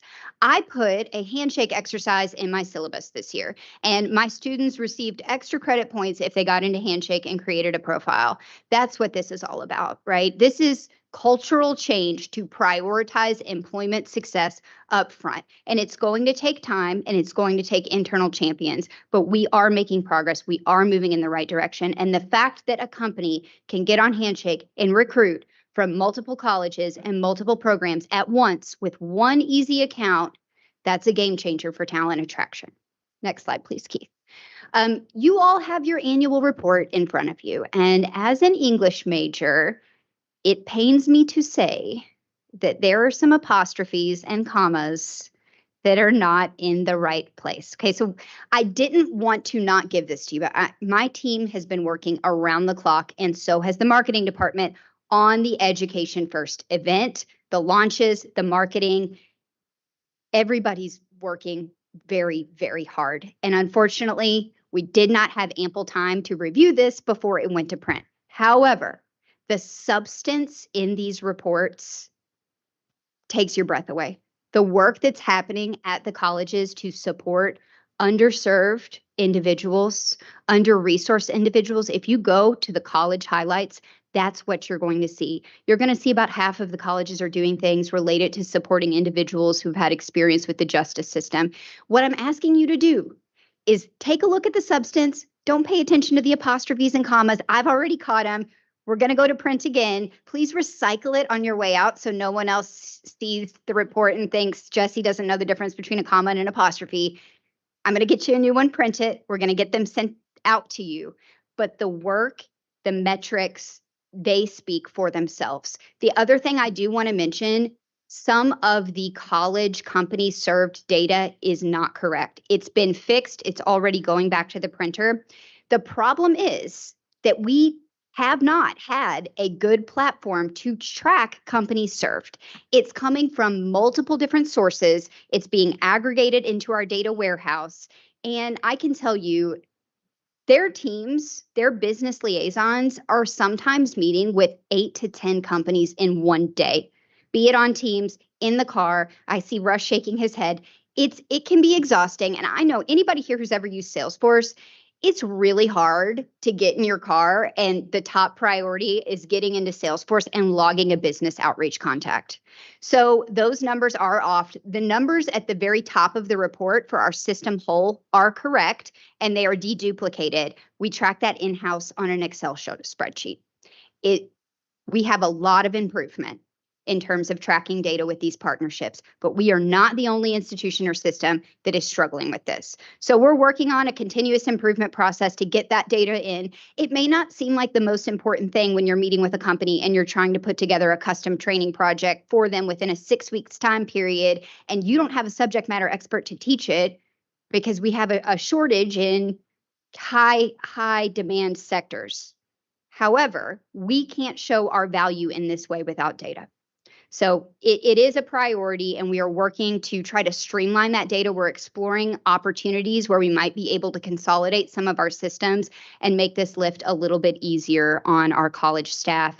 You can see, though, from these numbers, we did better in 2023 from my perspective than 2022, even though we allocated more dollars in 2022. If you all will recall, the reason that we allocated more dollars in 2022 is because up until the last fiscal year, FY 2022, well, we had a little bit of rollover this year. We had rollover every single year. We didn't have a single year in the history of this training fund allocation where we utilized all of the dollars. This year, you're not going to see more than $4.2 million allocated because that's what we have. There's no more rollover left. It's been exhausted. And if you all recall, we thought we were going to run out of funds in January. We had to put some stopgaps in place. The college teams were amazing stewards of those dollars. They wrote shorter projects. They really tried to only put courses on the project that they knew were going to be delivered within that certain time frame. And as a result, we were able to continue to serve businesses through the end of the fiscal year. I was able to testify just a couple months ago and already planted the seed with the legislature that there is growing and significant demand for these customized training funds. I think I mentioned it to you all in my last report. When we see these announcements of companies who are no longer requiring certain degrees or credentials for their positions, they're bringing folks in, they're realizing that there's a skills gap, most often technical in nature, and they recognize they need a partner to mitigate that gap as quickly as possible.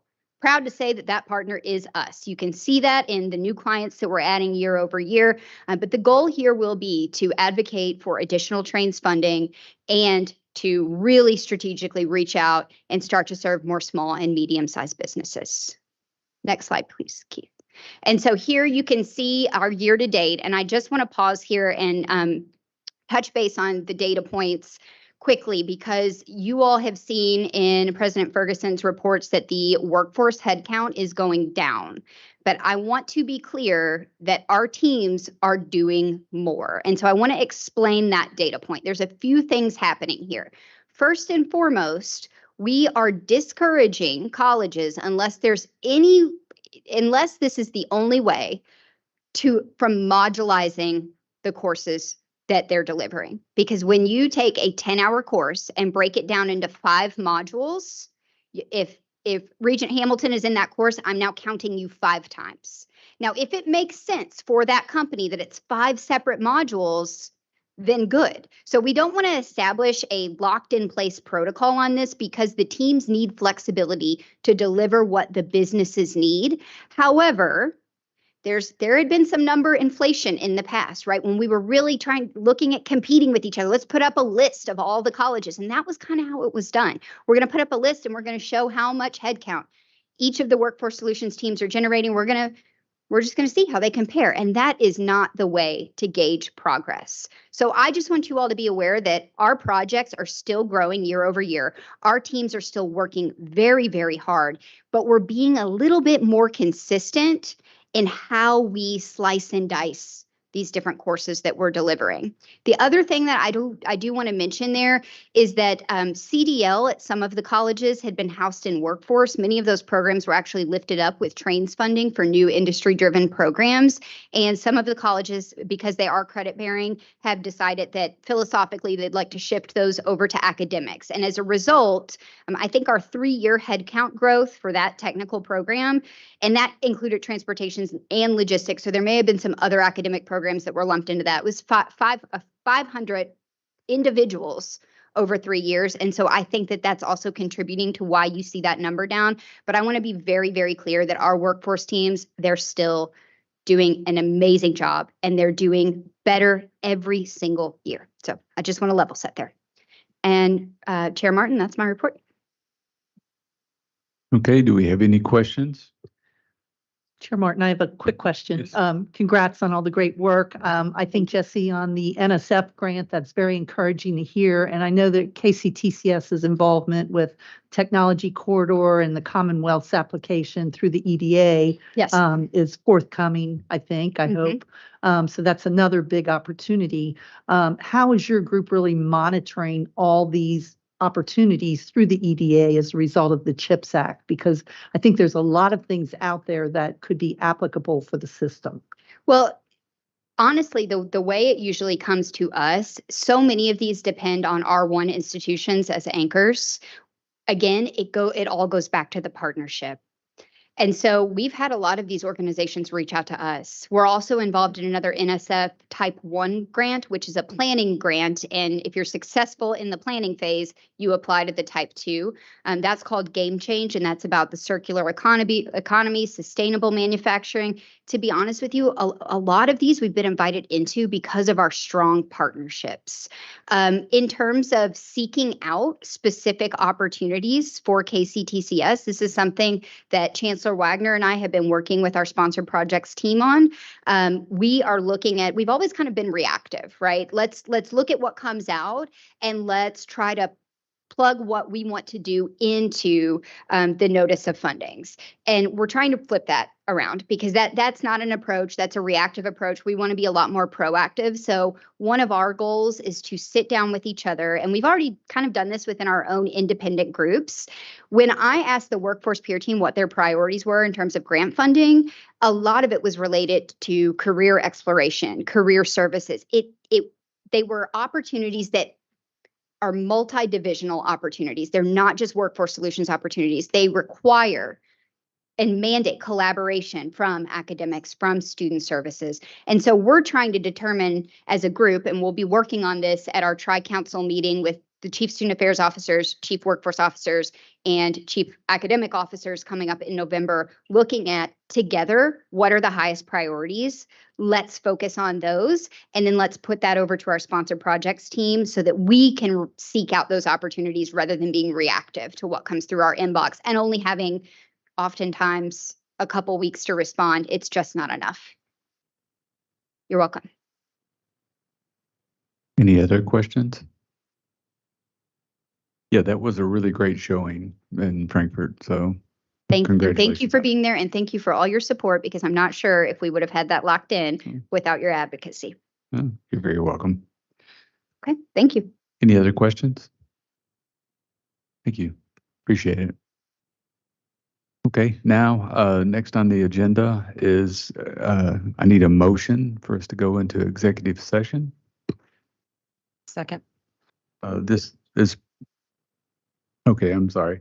I forgot to say, it's pursuant to KRS 61.8101C. Okay. It's proposed or pending litigation. We'll have that discussion behind closed doors. So I just need to call a roll call and we can go in. So Chair Martin, yes.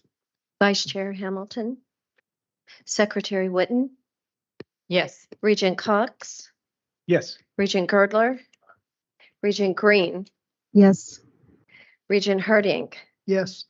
Regent Hodges, Yes. Regent Jackson, Yes. Regent Martin, Yes. Regent Rabinowitz, Yes. and Regent Stevens. Oh, I am sorry, Regent Finan. Yes. I saved the best for last, actually.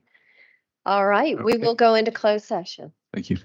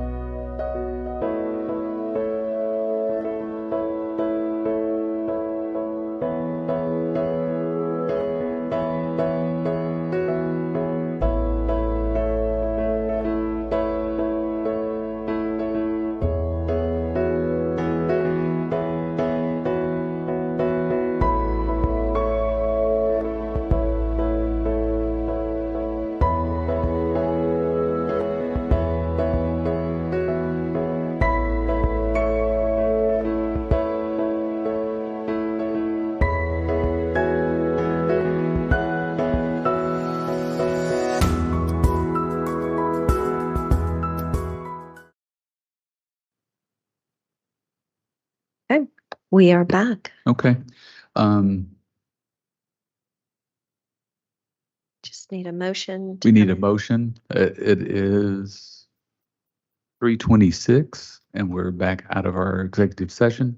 I need a motion for us to go back into our board meeting. So moved. Second. All right. Chair Martin, Yes. Vice Chair Hamilton, Secretary Witten, Yes. Regent Cox. Yes. Regent Finan, Yes. Regent Girdler, Regent Green, Yes. Regent Herdink, Yes. Regent Hodges, Yes. Regent Jackson, Yes. Regent Martin, Yes. Regent Rabinowitz, Yes. Regent Stevens. I saw that. Yeah. All right, we are back in open session and Yes.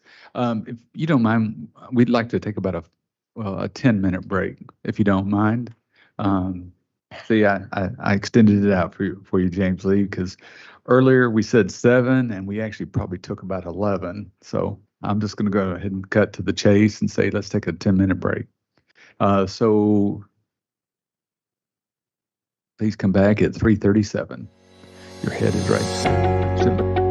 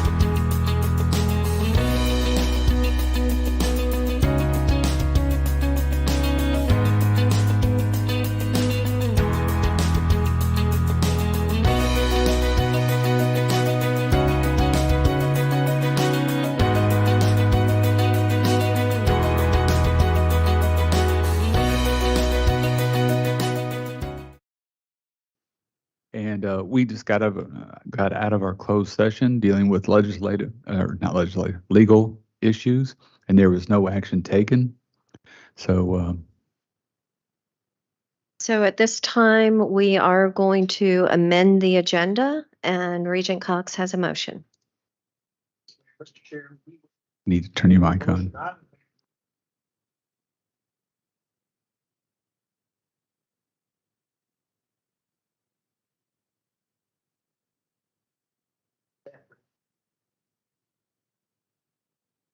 Okay. Second.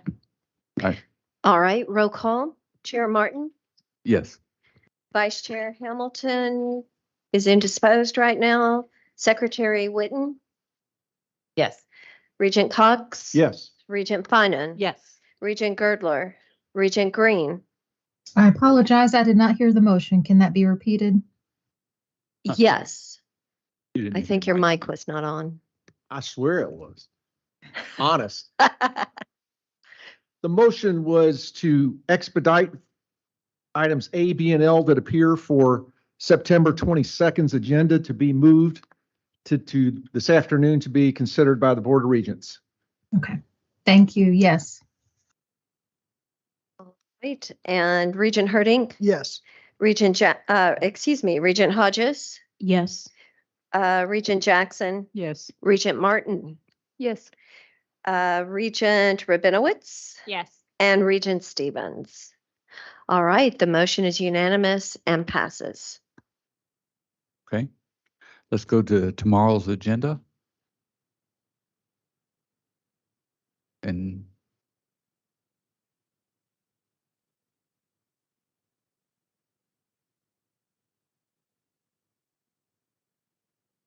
can you pull up, excuse me, can you pull up the agenda for tomorrow?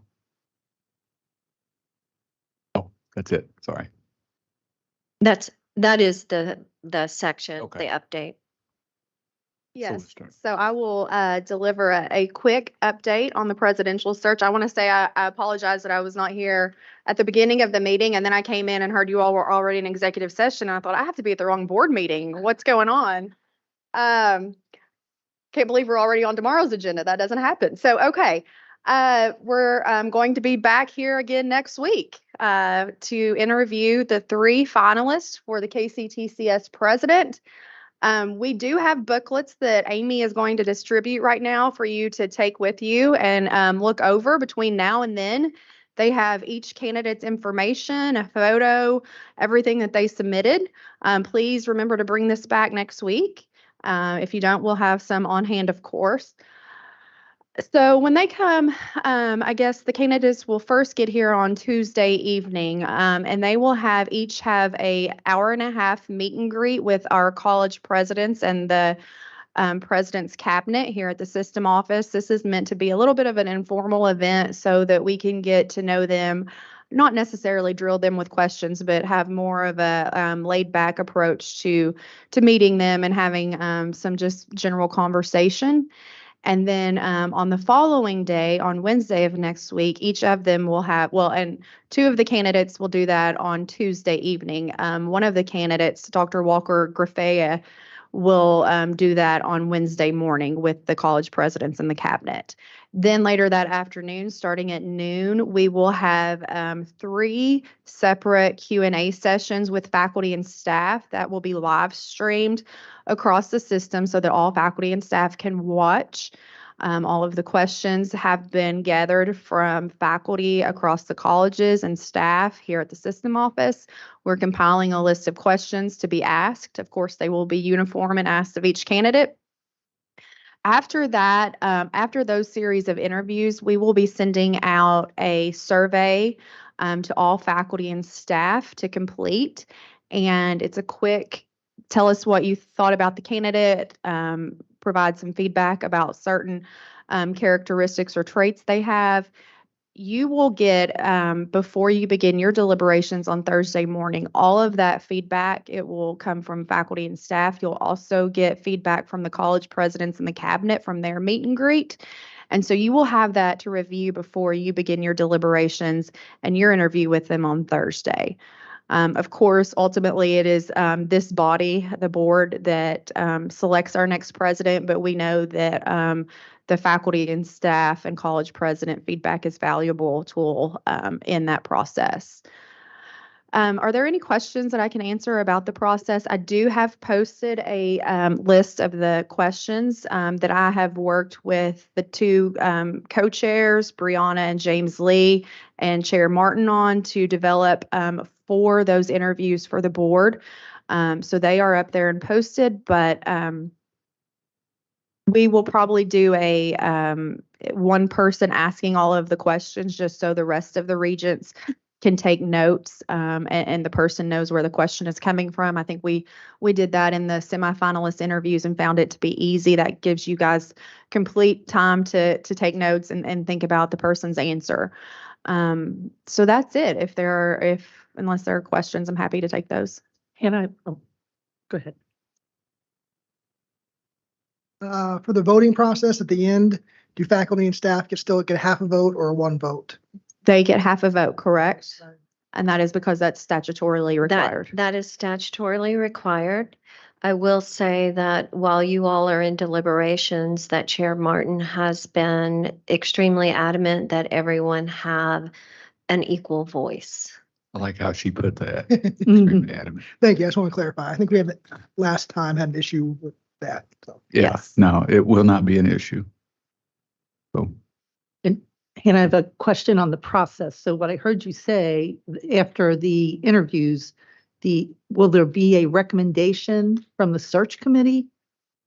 I mean, how does that play in? Because it sounds like they were interviewing then coming straight to the board. So the search committee's work has wrapped up. The search committee was charged with bringing forth 3 finalists. Okay. And now it is completely the board's decision as to who is chosen among those 3 finalists. Again, they will have a meet and greet with the college presidents and cabinet, and then the Q&A with faculty and staff. And the board will get the feedback from those meetings and meet and greets. But only this board will make the decision about who the final candidate is. So the search committee's job was only to deliver the 3 finalists. So no collective recommendation. No collective recommendation will be coming. And as said, when it comes to the board, they will, everyone will have to vote as statutorily required. So our faculty, staff, and students will get half a vote. The appointed regents will get a full vote. But again, please know that everyone has a full voice in this decision. And we will meet on that Thursday morning before our first interview begins at 9 a.m. We do have a scheduled 30-minute call with our consultants, Janice and Jim. That is meant for them to share anything that they've collected during their deep dive research into the finalists. They do background checks, reference checks, and so they want that 30 minutes to brief you and share what they have found, if anything, during that process. So when will we get the information from the faculty and staff and the president? You will have that, the faculty and staff and presidents will have until Wednesday at 7 p.m. to complete those surveys. Then the report will be created through the web, and you will have those results before you begin on Thursday morning with your interviews. The goal is to interview the 3 candidates on Thursday. You will then have deliberations for as long as you need, and you will have your decision hopefully by Thursday evening. We will not make that public, of course, because there has to be a little time in there once the candidate is chosen to go back and talk to that candidate, have them to at least verbally agree to accept. And then it will be up to Chair Martin and General Counsel Duncan to work out the contract details with that person on Friday. And once we have that agreement in place, then we can move forward with making the announcement public. Go ahead. Joe. Will those interviews that we do on Thursday be live streamed? No, all of the interviews that the board does with the interviews will happen in closed session. Great question. Sorry about that. Those will be in closed session. James Lee. Question. Hannah, would it be possible that And thank you for the information about the public hearing with the Education Committee. Would it be possible that those three candidates can see the last 10 or 15 minutes of that clip that they have on there? Because I think they need to know exactly how that session went. And there may be some questions come from the college presidents or even this board of how do you address some of those issues? Yes, sir. I can ask our consultants to share that clip with the three finalists. Thank you. And they have also had the Huron, full Huron report and Senate Joint Resolution 98 shared with them in advance. Thank you. I might first say that a big thanks and congratulations to the search committee. This is a brutal task. Anybody who's ever served on one knows that you, somewhere about the second week, wonder why in the heck you volunteered. That said, can you give us a little bit of a bigger picture of the scope of where this search started? How many people showed interest in this? How many CVs you all actually reviewed? How many you narrowed it down to? How many phone calls? And the reason I say that, I think it's an important, transparent point for us as Regents to have that information post-announcement to not appear as though there wasn't due diligence given to a process. Absolutely. I have a second part of that question, but no, answer that one if you would. I would love to. So we partnered with Association of Governing Boards consultants for this process. They are nationally known and have conducted presidential searches all over the country. We have worked step by step. I have daily calls with Janice and Jim about the search. They cast a very wide net. They published the search in all of the places, Chronicle, Inside Higher Ed. Goodness, I think the publication list was over 30 publications long, including underrepresented publication, minority publications, and niche, areas to make sure that everyone knew about this taking place. Ultimately, we received over 47 applications that the search committee was charged with reviewing. We were very pleased with that number. We had expected possibly 20 or 25. College presidents are, there's lots of college presidents out there. There are not a lot of system presidents that have experience with this kind of system at our level. So lots of interest, 47 applicants. Ultimately, we got that down to 8 semifinalists. The 8 semifinalists then interviewed with the committee. We had 2 very grueling full days, I see heads shaking, back to back to back virtual interviews that lasted an hour and a half, pretty much hour, 20 minutes. For each interview, and I will say that there were, I guess the committee members raised their hand if you were on the committee. It was Brianna, Joe, of course, Chair Martin, Keith, James Lee. And we also had 2 college presidents for their input on that committee. And we also had Dr. Aaron Thompson, who served as an advisory member to provide feedback and input from that perspective. So we got it down to 8 candidates after the interviews, virtual interviews. Then the committee then brought forward the 3 that you see before you today. It's great. I mean, I hope, I don't want to create work for anyone, but perhaps the talking points for us to have that's consistent around that would be helpful post this. I guess my second question around this is, can you speak a little bit as to the intentionality around all types of diversity of thought, geography, racial diversity? I mean, can you kind of give some perspective as to what our intentionality was around that and how it could be demonstrated that we were in fact intentional? And I think the best way to do that is share with you the communication plan that we utilized for the search to be broadcast and publicized out there. We really reached into every known outlet that we could put out there to collect that pool. And when we had the list of 47 applicants, I think we can agree that there was much diversity to be had. And I don't know how much I can say without violating any kind of HR thing. So I'm going to let. Right. So I Okay. can tell you these general attributes. There were 2 candidates who were international candidates. There were the span of candidates ranged through 17 different states in the United States. And there was a good gender diversity, racial diversity, et cetera.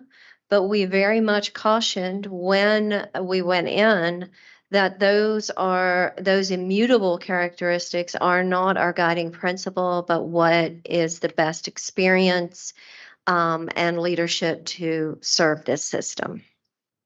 I think the important point from my perspective is the intentionality with which we said we want to look at all kinds of candidates. Yes. I guess I promised the third part of my question there is sensitivities always arise in external searches with internal candidates or people who thought that they should be considered, or how did we have internal candidates? Did we include them? Did they make a certain round of this cut and did not, or are there sensitivities that we should be aware of candidates who were involved?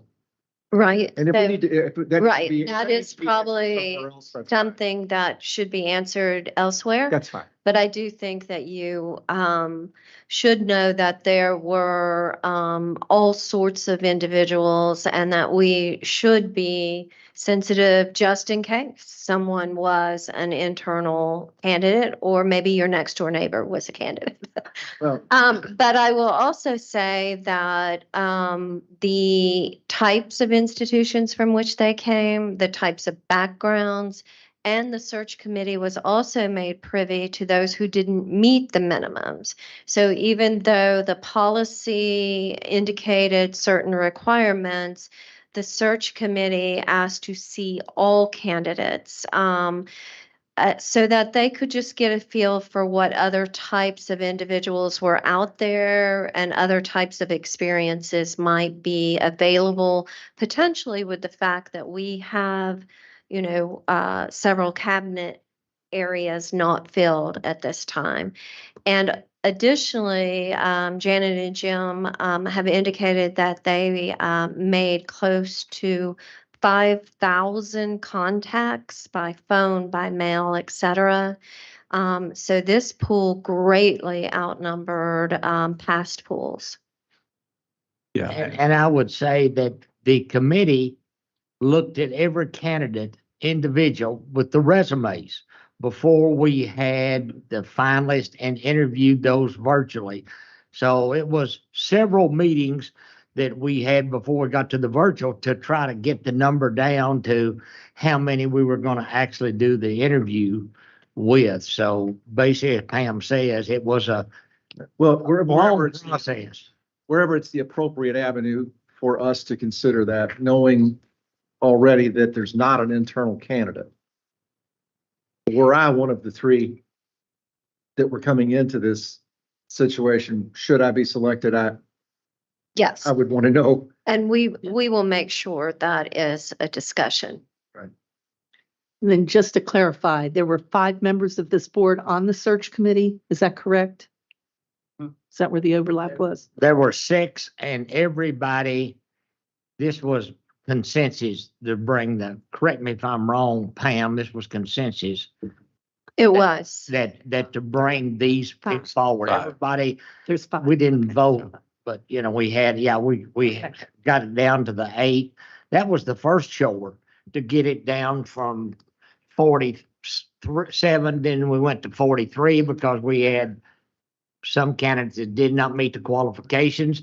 And we were asked, the consultants asked us, do you want to consider these candidates?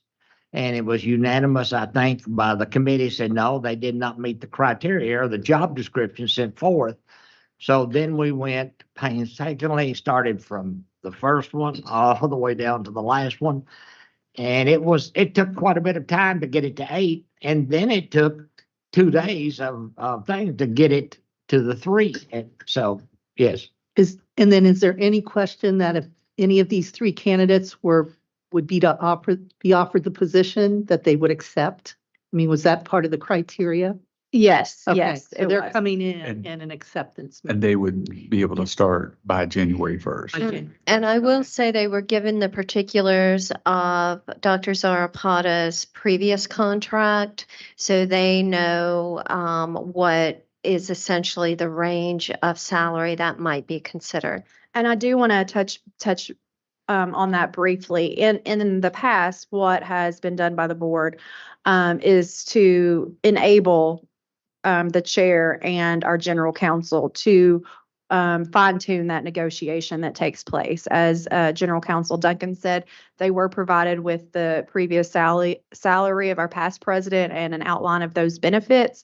Janice and Jim have also pulled together research based on what those candidates' current salary is, their outline of benefits, and also comparatively what the regional university presidents make and other similar systems to ours. So we have benchmarks should that there be negotiation that needs to take place. I'd like to say thanks to James Lee and Brianna for co-chairing that search committee. I mean, I'm sorry. We're the dynamic duo. Yeah, you guys are the dynamic duo. We really appreciate it. And yeah, there were 5 board members, 2 presidents, and then Dr. Aaron Thompson from CPE. So it was a very thorough search, a very actually, as you can see, with the 3 candidates, the 3 candidates that we have, it was a great search. And I like very the comments that Dr. Thompson made to say that he could work with the 3 finalists. Yeah. He indicated that he had no problem with CPE because he thought all 3 of them were quality candidates and he could work with all 3 of them, is what I'm saying. And I think that was important because we wanted to be sure that thanks to Barry, we had Dr. Thompson's blessing in this. So actually, this makes the 3rd presidential search that I've been through. And like I'll third what Chris and James Lee is saying, that they want to get it right. I want to get it right because I definitely don't want to go through a 4th. Not while I'm around. So it was a very good, I have to say it was a very thorough search, and not just because I was on it, it really was. And AGB, they did a great job. So yeah, they're not done, but Martin indicated it is extremely important to be not just physically present, but just emotionally, intellectually, and kind of spiritually, in a way, present to make this hard decision. And one last thing before I wrap up, I do want to note that AGB, as part of their contract, will stay on for a full year after the president's start date to mentor and guide that individual. One more question. Obviously, these candidates are public. Are they public? Yes. Okay. The that's what I candidates thought. are public, yes. that was part of the plan and kind of the instructions was the semifinalists would not be made public. That's why we can't really divulge whether or not we had an internal candidate. But these 3, they knew that once they were named finalists, their names would be public. If that's it, I will move on to my next update.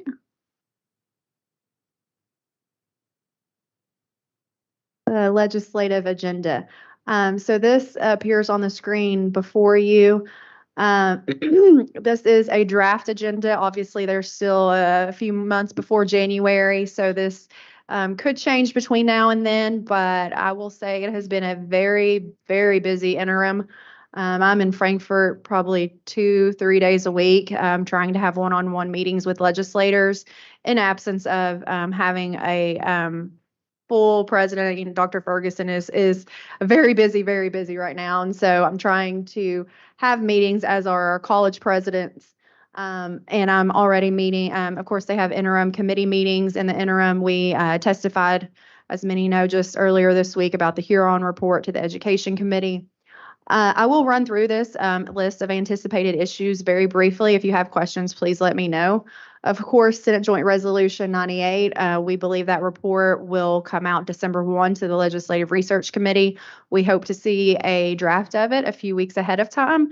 No promises, but we are working with CPE and the firm that they are working with to do the study to provide data and feedback as requested. We will have our budget, which Buddy Combs will go into more detail about tomorrow, but it is a budget year, so they will be approving a budget of some sort. What we put forth, of course, is subject to change and will probably undergo many iterations from the House and the Senate, but we will talk a little bit more about that tomorrow. One of the big things that we anticipate being, I guess, somewhat of a social issue is diversity, equity, and inclusion in higher education. I don't know if you caught the committee meeting earlier this week. There was some testimony about the lack of thought in higher education and differing opinions. So we fully anticipate that this will be something they look at. Of course, other states have passed legislation around this issue, and they will probably pass similar legislation here in Kentucky. So we are working with not only our university partners, but also CPE about how to approach that and work with legislators who may bring forth legislation. Guns on campus, this was a bill last year. It was defeated. We know that it will come back again this year. Again, working with university partners and CPE on how to best tackle this. Last year, we were able to get some concessions into the proposed legislation that said no guns, for instance, in housing, in daycare centers that may be on campus and other sensitive areas. We would, of course, lobby for that at the minimum again this year, but our stance is always that we want to protect our campuses and keep them a gun-free zone. Post-tenure review, there is some talk about this. Again, in other states, legislation has passed about looking at faculty members who have tenure and determining not only that they should be subject to a thorough review every year, which our tenured folks are, but if they fail to meet that review, that they can actually be fired, which is something that is not allowed now. So unless under extreme circumstances, let me modify that. But again, this is making its way through other states, and we expect our General Assembly to pick it up. Dual credit cleanup. This is just cleaning up some of the statute that's already in place. We would hope to get the 50% rate into statute. I've been told that probably won't happen right now. It's in a budget bill every 2 years. Putting it in statute would just allow us to have some reliability and predictability there with budgeting instead of waiting and trying to make sure it's in our budget bill every 2 years. I'm not sure if that will happen, but we are hoping to do some statutory cleanup that really helps just the people on the ground, the boots on the ground, to administer these more easily. For instance, if a dual credit student is not successful now, we have to return 50% of the dual credit scholarship back to them. It causes a lot of administrative burden here. That's something that you don't see in other state awarded scholarships. So we're trying to get some of that fixed. Hannah, just really quick, just for the benefit of the new Regents, because they may not understand the 50%. Can you kind of break that down for them so they understand? Yes, of course. So right now, the state dual credit rate, if you're a high schooler and you're taking a dual credit course, which probably you may have had, you pay 50% of KCTCS's tuition rate, regardless of where you take your dual credit from. So it's a set rate for every high school student across the state. Of course, that's a great deal for high school students, and we believe in the power of dual credit to get people interested in higher education and know what's out there in terms of options. However, it is a financial loss for us, considering that we are offering it at 50% of our rate. We are looking to increase funding for the Work Ready Kentucky Scholarship. This scholarship provides financial assistance for those who are seeking a credential or a diploma or associate's degree in the 5 high demand areas that is established by the Kentucky Workforce Innovation Boards, the KWIB. Please don't ask me what the five are off the top of my head. They're probably in the document. This money runs out every single year. We currently get about $13 million for it. It is used up, and there's still there are still students out there who want to take advantage of it. In comparison, KEYS, which many students are familiar with, or parents, that is funded at $100 million. The difference is that KEYS gives a student $100, $200, maybe up to $1,000 to pursue higher education. This scholarship allows students who would otherwise not have any way to pursue higher education, get a full degree and get into the workforce. So it's not just giving them a little bump, it's letting them actually get a credential and get out in the workforce. So, yeah, I see it right here in this main paragraph. KCTCS recommends General Assembly review eligible fields. So is there any talk of broadening those pathways, particularly for education? Because Yeah. we're about to. Yes, that is a conversation that I've had with many legislators so far. So they are considering expanding the 5 fields into other areas that are high need, but not maybe necessarily high pay jobs like education. I've heard, I think, paramedics as well, even maybe hospitality areas where there's really a shortage of workers right now. And so, of course, if you expand the field, you also need to put more money in it, right? Because even at just the five fields, we're running out of money. So if they were to expand it into other areas, we would hope they would put more funding into it so students could take advantage of that. The next one, I was not here for Dr. Shook or Ms. Shook's presentation, but I'm sure that she talked about all they're doing with workforce and companies right now. And of course, as you know, we did run out of trains. It's been our highest year for it. So we're asking the General Assembly to put more money into that pot for us. It's a line item in our budget. It's 4.5 million each year right now. I believe we're going to be asking for 10 million each year. And we believe that we could use all of that to work with companies to train and upskill their employees. FAFSA completion is something we tried for last session and didn't get across the finish line. We strongly believe that every student should have to complete a FAFSA in high school so that they are aware of how much financial aid is available to them. There were some issues surrounding privacy and counselors' ability to make sure that this is done in high school. We don't want it to be a barrier to graduation, but Kentucky alone last year left $55 million federal dollars on the table that could have gone to high schoolers to get a degree, and it was not used. So simply completing the form and seeing what's available can be an incentive for a student to say, hey, I can actually make higher education work for me, and I can go to a community college or a university and have federal dollars available. So we want them to complete that form. Performance funding metrics, we are going to be asking for some edits to the performance funding pool. We are in our own performance funding pool. As you know, we do not compete with the regionals or the research universities. Our 16 colleges are in one pool together, so they are competing against each other. And Buddy can probably speak to performance funding much better than I can about the metrics. But what we're doing is just making some tweaks that would make everything more equitable and be based on the population that we see in our students more so than the university population.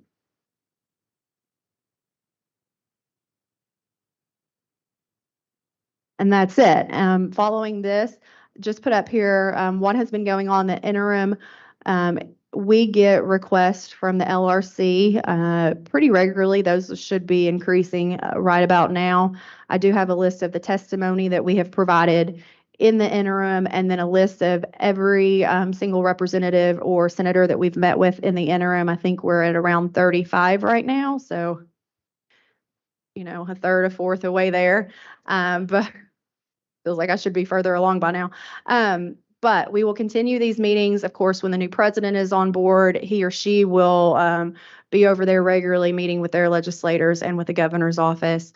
But that is what we anticipate looking forward to 2024. Any questions? Okay. Any questions? Thank you, Hannah. Appreciate it. Okay, so that we covered A and B. Let's go to agenda item L. Been there, done that. Vice President, well, let's see. L.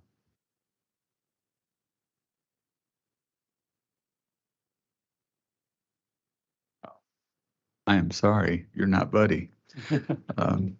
So yeah, Chris, appreciate it.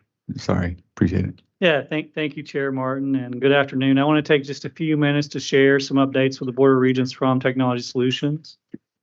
Make sure, yep, here we go. We had a tremendous year last year with technology across the system. We enhanced the information security across the system. We upgraded some of our core network infrastructure devices. We supported increased efficiencies through digitizing some of our paper-based processes. We introduced new technologies to improve and support our student experiences and hosted some system-wide technology summits. These are just some of the highlights from last year, and these accomplishments are captured and reported in the Technology Solutions Annual Report, which you have a copy of today. As we were developing the annual report, we had the chance to reflect and refresh and update the vision and mission of Technology Solutions here at KCTCS. The vision focuses on providing leadership, service, and support to our colleges and fostering a culture of technology innovation. The mission is based on being a trusted partner to our colleges and providing secure delivery of high-quality technology services. The scope and magnitude of the technology environment here at KCTCS is truly impressive. We support over 20,000 managed computing devices, almost 8,500 phones, nearly 2,500 Wi-Fi access points, over 900 soft phones, and several hundred more network devices like switches, routers, access points, and firewalls. These numbers just highlight the breadth and depth of technology at KCTCS. Last year, we saw over a 99% uptime for our learning management system, or LMS, which is Blackboard. We had over 15,000 tickets come into our IT help desk last year. We saw over 20 million unique visits to the KCTCS MyPath platform, which is our enterprise portal. For email collaboration, we saw over 137,000 Teams meetings, over 5 million Teams messages, and over 64,000 Teams one-to-one calls. As we review the year in technology, I want to highlight just a few of the key accomplishments. We implemented several information security enhancements last year, starting with multi-factor authentication. Multi-factor authentication, or MFA, is a powerful security tool in protecting our technology environments. Technology Solutions partnered with our college technology leaders to onboard all KCTCS students to start using multi-factor authentication, or MFA, last year. Implementing MFA improved our security, it reduced our risk of data breaches, and improved our compliance with the regulations. With the completion of the student MFA project, all KCTCS accounts, both employees and students, now use multi-factor authentication. And here's the important thing: we have seen a significant reduction in compromised accounts. We also facilitated several information security awareness campaigns last year. We engaged Microsoft to perform a review of our security configurations in the Microsoft Cloud. The Microsoft engagement was an in-depth assessment of our current configurations measured against Microsoft security best practices. After completing the security assessment, Microsoft ranked KCTCS in the top 15% of not only education, but all industries where they perform the assessment. We also introduced a new library services platform this year. The Niche Academy is a library-oriented platform that provides a large collection of ready-made professional quality tutorials and resources available to students. We worked with our colleges on a 10 gig network infrastructure upgrade project. The network upgrades enabled 10 gig connectivity from Kentucky Wired, supports increased network demand, and allows for future scalability. This project was completed in 2 phases. The first phase was to ensure all KCTCS colleges were at an enterprise standard of single mode fiber. And the second phase of the project upgraded network infrastructure devices to 10 gig capability. The 10 gig network upgrade project is scheduled to be complete by the end of 2023.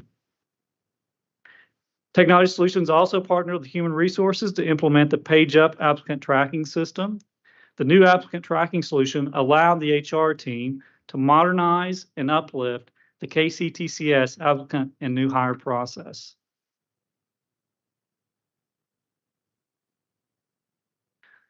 We continue to transition our colleges and sites to the Kentucky Wired Network. Just as a quick review, the Kentucky Wired Network is a middle mile project connecting government agencies and higher education institutions to the internet. The 10 KCTCS colleges and 40 sites have already been transitioned to Kentucky Wired. The onboarding to Kentucky Wired has provided increased bandwidth and more network reliability for our colleges. The Technology Solutions team also hosted regional technology summits last year for our faculty and staff. The tech summits are full-day technology-focused learning opportunities with keynotes and sessions highlighting the good things we are doing with technology across the system. The next tech summit is planned for October at Jefferson.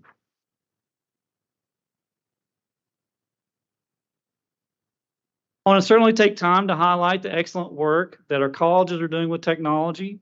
Just a few of the highlights include Bluegrass distributing nearly 500 surplus computers to students in need, Gateway implementing hybrid learning technology in over 70 classrooms, Jefferson developing a laptop loaner program for our students, Henderson deploying new digital signage solutions, and Southeast installing all the technology that was needed to open the new Southeast Knox campus.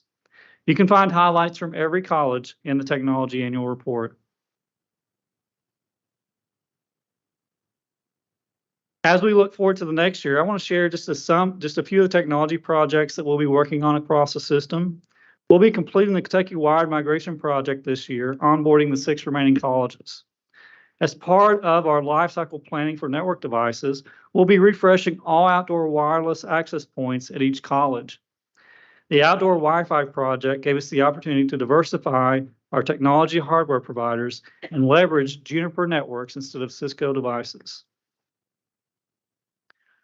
We're also planning to migrate our telephony and communication system to a cloud environment. This transition to the cloud will provide a more flexible and scalable communication system and offer greater mobility and access from desktops, laptops, tablets, and mobile devices. The change will also provide some cost savings to our colleges. Hazard is the first college to onboard to the new cloud communications environment, with other colleges to follow this fall. The Veterans Benefit Module in PeopleSoft recently launched with Elizabethtown and Somerset onboarding. The new module in PeopleSoft will replace paper-based processes that sometimes vary between colleges and provide a more consistent user experience. We'll continue to onboard additional colleges to use the new module throughout the fall. We'll also be working with our HR partners to transition from a paper-based to an electronic-based benefits enrollment process for new employees. This will provide an improved onboarding experience for all of our new employees. As part of our server lifecycle management plan, we'll be upgrading a number of our enterprise servers this year. The server refresh project will kick off in early 2024, and will replace aging hardware at our co-located data center in Lexington. The servers that will be replaced host multiple services, including some of our mission-critical applications. We'll have a continued focus around information security this year. This will include network assessments, including testing and external testing from some of our third-party partners and experts. A review and refresh of our technology business continuity plan, and a continued focus on security training and awareness, with October being Cybersecurity Awareness Month. I want to highlight just a couple of the key enterprise technology projects that's planned for this year. And these are two of our larger projects we have planned. The first project I want to review is the Student Lifecycle Management Solutions Project, and Dr. Wagner touched on this earlier today. As you can imagine, we have a lot of technology platforms here at KCTCS. Some of the technologies that this project will review include Starfish from EAB, which is a student retention and engagement platform, Signalvine from Modern Campus, which is a two-way texting solution, Radius from Anthology, which supports student communications. This project, led by a cross-functional project team with representation from every college, is charged with delivering an assessment of our current KCTCS student support technologies, defining future needs and requirements, including gap analysis relative to our existing solutions, and exploring current offerings in this marketplace in preparation for a possible RFP. The goal of this project is to move from a disparate and disjointed technology environment to a more holistic experience for our faculty, staff, and students. The next enterprise project I want to discuss is the PeopleSoft migration to Amazon Web Services. The PeopleSoft technology infrastructure is currently hosted in a traditional data center model. Over the next several months, we'll be working with our partners to migrate PeopleSoft to Amazon Web Services or AWS. This project includes the PeopleSoft areas of Campus Solutions, which is our student information system, human capital management, financials and supply chain management, decision support, and our data warehouse environment. The migration to AWS will provide increased resiliency, flexibility, and security for our mission-critical applications. We kicked off the AWS migration project in August with a planned go live in AWS next February of 2024. Finally, as Dr. Wagner mentioned today, we established the Artificial Intelligence Workgroup earlier this year to address the growing opportunities related to AI at KCTCS. We'll continue to explore how to best support our faculty development, address security and privacy concerns, and drive business efficiencies with AI. As you can imagine, this area continues to evolve rapidly, and we'll continue to partner with our faculty and staff on AI opportunities. I'll just conclude with a quote from Gartner on the future or predicted impact of AI. The most common impact of AI over the next decade will not be the replacement of workers. It will be the augmentation of jobs with AI. Chair Martin, that concludes the Technology Solutions update. Thank you, Chris. Do we have questions? Yes, Karen. Chris, just a couple questions. The Kentucky Wired, now that we're coming up on the 6 additional colleges being implemented, what year did we start that? Feels like 1872. Right, I think that's pretty close. It's been almost a decade now since Kentucky Wired launched. Related to KCTCS or relative to KCTCS, we have not been migrating colleges just within the past 12 months. So we've been migrating colleges to the Kentucky Wired network really for about a year now. Okay. The reason we have not completed the migration is there was a delay in construction in Western Kentucky, and that is almost complete now. So once the construction is complete, we'll start migrating those colleges onto Kentucky Wired. And then on the AWS migration, do you expect any major disruption? I see a lot of back office type services, and I know we can be prone to that. Any thoughts on that, and what type of precautions are being taken? Great question. Our plan is for it to be a seamless migration and transparent to our end users. So we're doing a lot of work. We're setting up a lot of development environments, a lot of test environments in AWS to make sure that it is as seamless and least disruptive as possible. But it is a massive project. It's a massive change. It's probably the biggest change to our sort of core enterprise systems in a long time, a decade or more. So it's a big project, but we're doing everything we can to make it a smooth transition. It's a good question. Yeah. Chris, to follow up, because that was kind of sort of my question, but what does that look like to end users? Like, say, for example, the faculty and staff that are sitting here. I mean, are we going to notice much of, I mean, are we going to be trained? How does that, I mean, right, the What does that look You like? should not, Gosh. if everything goes as planned, you should not notice any difference. It should be transparent to you. The only thing you would notice if things don't go as planned. But right now our plan is for it to be as transparent as possible. We've got you on record. No, I'm just kidding. Thank you. You can hold me to that, right? Yeah. Any other questions? Any other questions? So over 20,000 computers? Yeah, over 20,000 managed computing devices. That includes labs, workstations, laptops. So it's a pretty large environment. The last thing I'll add is, as we were working on our outdoor Wi-Fi project, some of our colleges really took the opportunity to partner with some of our students and departments to do that. I know Regent Huron did that. I don't know if you want to comment on that or not. Part of the outdoor wireless project was replacing all these outdoor wireless APs that are very high up in the air somewhere. And we could pay a vendor to do that. At Madisonville, we had the idea to talk to our lineman program and see if we can get these students involved in replacing them to get them experience with that, and also saving us money as well. So they're in the process of doing that now with those wireless access points. So it's one of those joint things. Win-win, right? Yeah. So hopefully we'll have some pictures of those linemen up there, placing them for maybe our next meeting or so. Thank you. That's good. Yeah, quick question. Sorry, before you back up. So with one sort of consolidated system that works together more efficiently, does that intrinsically make us more vulnerable to an individual that would attack all locations and entire system at one time?